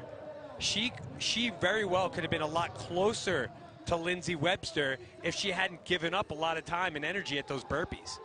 And it just shows you how incredible she was, because she was doing burpees as Zuzana Kotsumova, a 2-time world champion, passed her. She caught her and has now gapped her, because we have not seen Zuzana Kotsumova. So it's official at this point. One obstacle to go, but an underdog no more. She now is ever on the radar in Spartan competition. Rebecca Hammond now is a name to be reckoned with, someone to consider as a threat to the podium as she makes her way through the multi-rig. One last obstacle. She'll take her time. She'll think it through. Being very conservative there, which you can understand, but excellent form, good grip. She obviously still has plenty of upper body strength. And this is one of the best aspects of Spartan racing, is to have these stories. These people come out of nowhere and make their way into the history books. You are looking at Rebecca Hammond, second place here at the World Championships in Squaw Valley. Incredible performance. And you know what she'll say? Oh, shucks. Third place is hitting the obstacles down there. Wow. It's incredible to see someone who lives her life with so much gratitude be able to accept so much praise. So Rebecca Hammond makes it official, a second place finish here at the Spartan World Championships presented by Rakuten here in Squaw Valley, North Lake Tahoe. We'll wait to see who can round out the top 3. There was a lot of back and forth, and the fact that it looks like Kotsumova in third, so she'll have the last feature to go. The fact that Rebecca Hammond is challenging the likes of Lindsay Webster and now Kotsumova, that she was able to pass Kotsumova, you brought it up, the fact that there was burpees involved. Yes. There was penalties, and she was able to come back from that. To be fair, Zuzana did do burpees at the spear as well, yeah, but she took the lead after the twister. And here's an interesting stat for Zuzana Kotsumova, a 2-time champion, with Lindsay Webster now the only consecutive champion, and Zuzana Kotsumova, with this finish right here, has finished on the podium, first, second, or third in all 4 of her World Championship experiences. Incredible, yeah. 2-time world champion, 2015, 2016. Last year, it was a second-place finish. She will finish in 2018, third place for Zuzana Kotsumova out of Czech Republic. A stellar performance, finds her way onto the podium, so it is official. Our top 3 finishers on the women's elite field here at the World Championships. And another international representation on the podium. Right there, we're looking at Canada, United States, and the Czech Republic for the men, Great Britain, Canada, and the United States. So Faye Stenning, who started the day out stronger than any other competitor, charged her way up the hill, tried to maintain that pace, faltered, and slipped back to the pack. But a respectable 4th place finish for Faye Stenning, with what we can assume to be a challenging year for her. Some ups and downs for sure. For sure. I mean, she didn't finish any, other than the DNF, she didn't finish any race in any of the major series, national series, regional championship, and now the World Championship in any lower than 4th place. Remarkable. Faye Stenning grabs 4th place. Everybody gets caught up in the winners and who hits the podium. That is remarkable consistency right there. 2nd and 4th the entire year. And this has got to feel a little bit better than last year, because last year she was in podium position, she was in 3rd, and lost it to Alyssa Hawley, who was able to pass her on the multi-rig just mere feet from the finish line. So Faye Stenning mirroring her 2017 finish. 2nd overall in 2018 on the USCS. As all the competitors now smiles, the pain, the sacrifice, a little bit in the rearview mirror as they can reflect on a challenging World Championship course. As mentioned, the team challenge will be going down tomorrow. We encourage everyone to tune into that. And if you're Lindsay Webster right now, what is she saying to the other girls? Like, hey, what took you so long? Those ladies were incredible.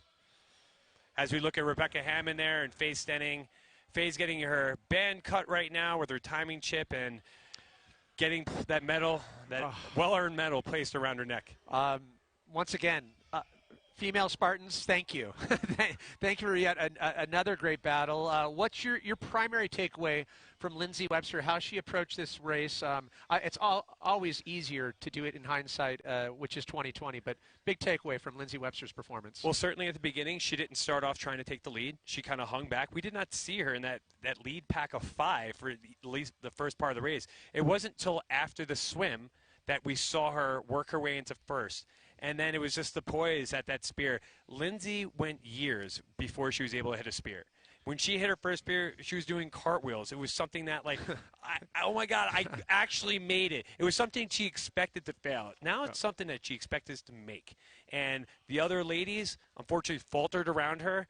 And then after that, it was just able to take it home. You know, she had the fitness and the skills to be the world champion today if everybody else was perfect. Right.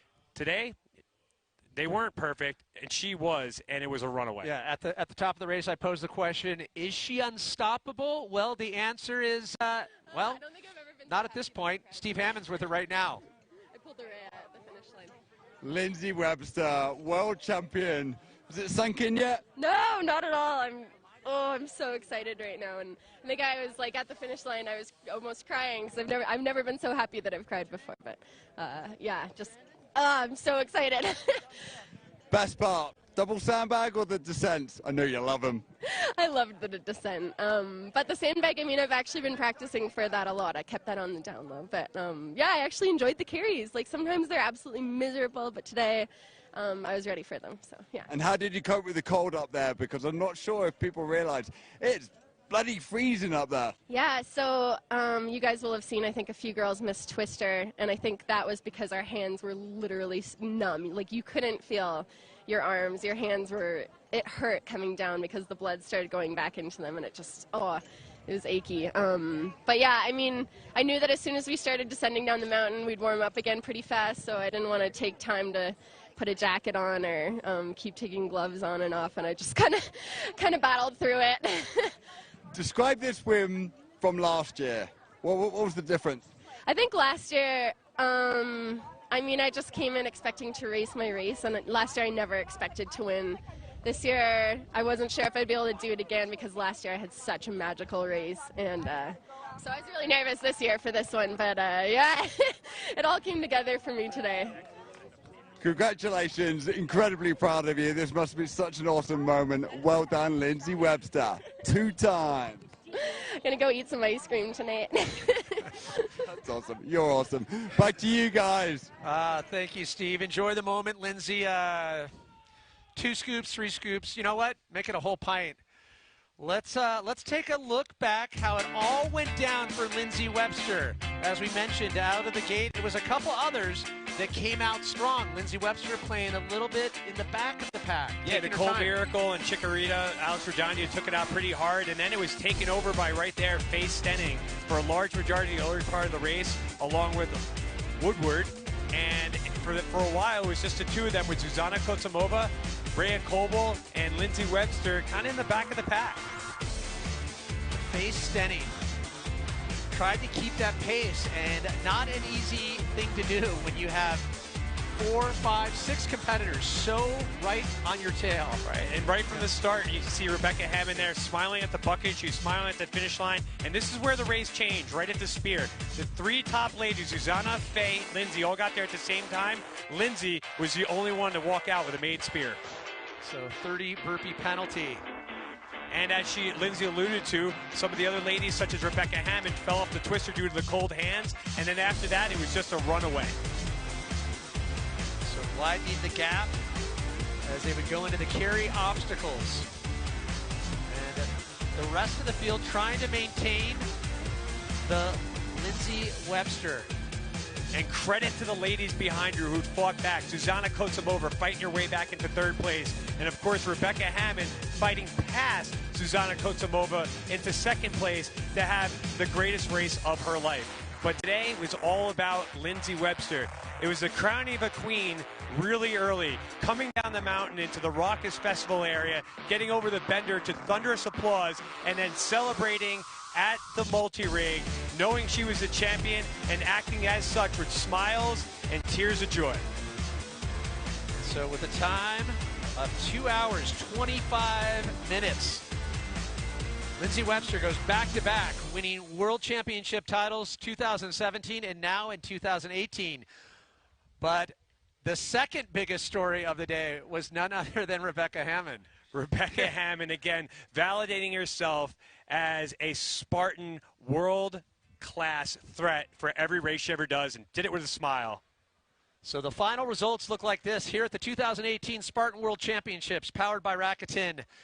Susanna Kozimova in third, Rebecca Hammond, an amazing performance with a second-place finish, and Lindsey Webster goes back-to-back to win world titles here in North Lake Tahoe.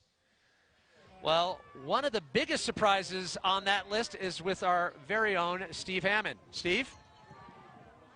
Relative newcomer, you came out and smashed it. Where do you think you clinched second place today? When? Probably, I think the second climb. Because I feel like I was pretty close to, I actually thought I was in third. I thought Susanna was in front of me. But then as I was climbing, I kept looking to see how far back Faye was. And I saw Susanna, and I was like, she must be descending now. Like, she must already be ahead of me. So I didn't know that I was in second at that point. But I think it must have been right after the monkey twister monkey. Or like sandbag carry. Because sandbag carry, remember, I was right with Faye. And then I did this interlocking hand thing. And then I didn't really see them anymore. I thought that Susanna was ahead of me, though, so I don't know when that happened. What were your expectations for this race?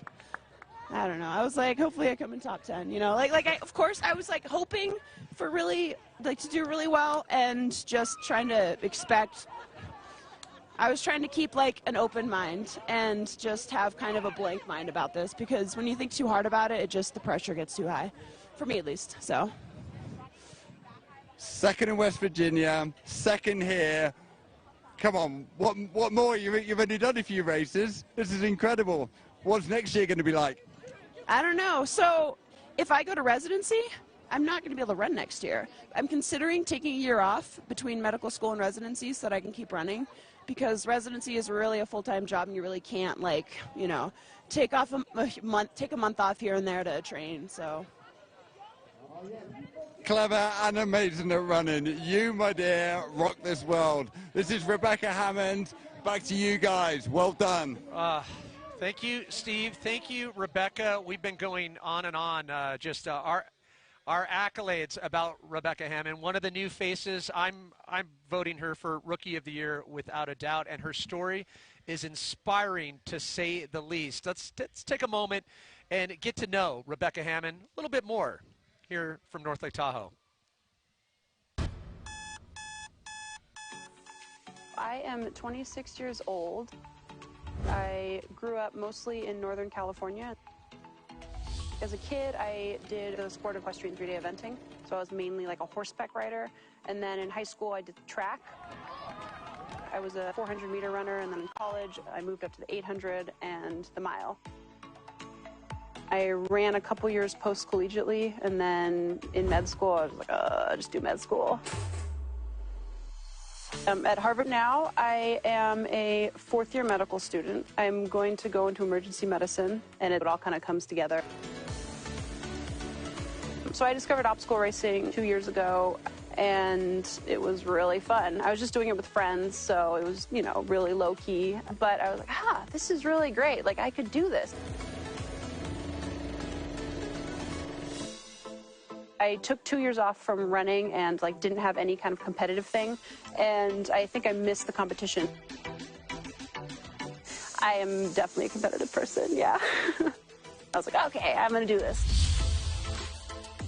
So because it's my fourth year, that gives me 2 to 3 months of sort of playtime that I can use flexibly. That gives me some months where I can do focused training. I do enjoy the unknown factor in obstacle course racing. I love the unexpected. I love variety. I love not knowing what's happening. I'm kind of a last-minute person. I think I'm quite intense. I can shut off and kind of focus on things, which actually is good in medicine because sometimes you really have to kind of shut off to people to save their lives. So in obstacle course racing, the ability to focus does help because you sometimes ignore the pain. It's like, ow, this hurts, but whatever, just go. It definitely helps to be able to kind of go through pain without really thinking about it too much. The The women are awesome. They're all like so humble and work hard and don't try and play it off. I just see them as like such incredible athletes, and here I am next to them. It's amazing.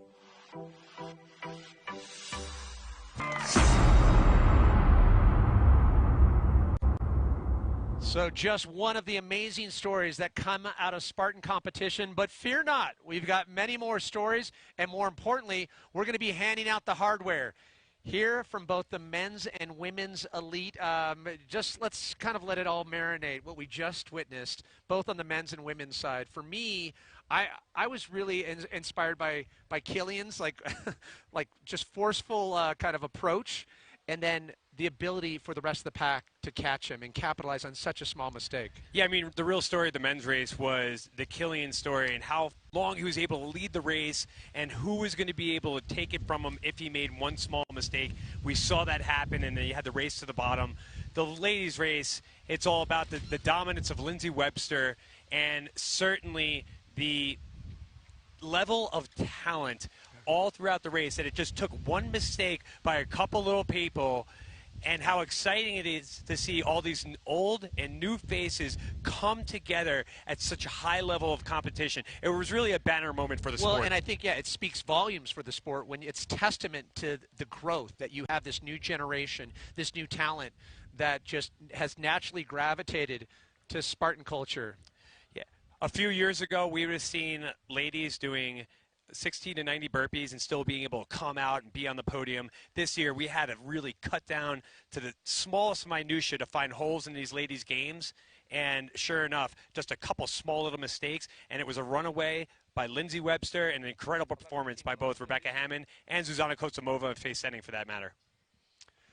Well, those of you watching from around the world, we hope you've enjoyed both the men's and women's elite. But as mentioned, we still have yet to hear a little bit more from our winners and those that have made their way to the podium here at a very, very competitive World Championships. Plenty of stories to come. I mean, we see them right after the race. Everybody's still in kind of the heat of the battle. It's hard for them to really articulate what has happened. I expect a lot more in-depth interviews and a lot of great information as they reflect back on this day. So if you're keeping track, we're going to be handing out the hardware. Going to be hearing from our winners and some good sneak peek previews for tomorrow's team challenge. Don't go anywhere. Come back and join us at 11:15. We'll see you then.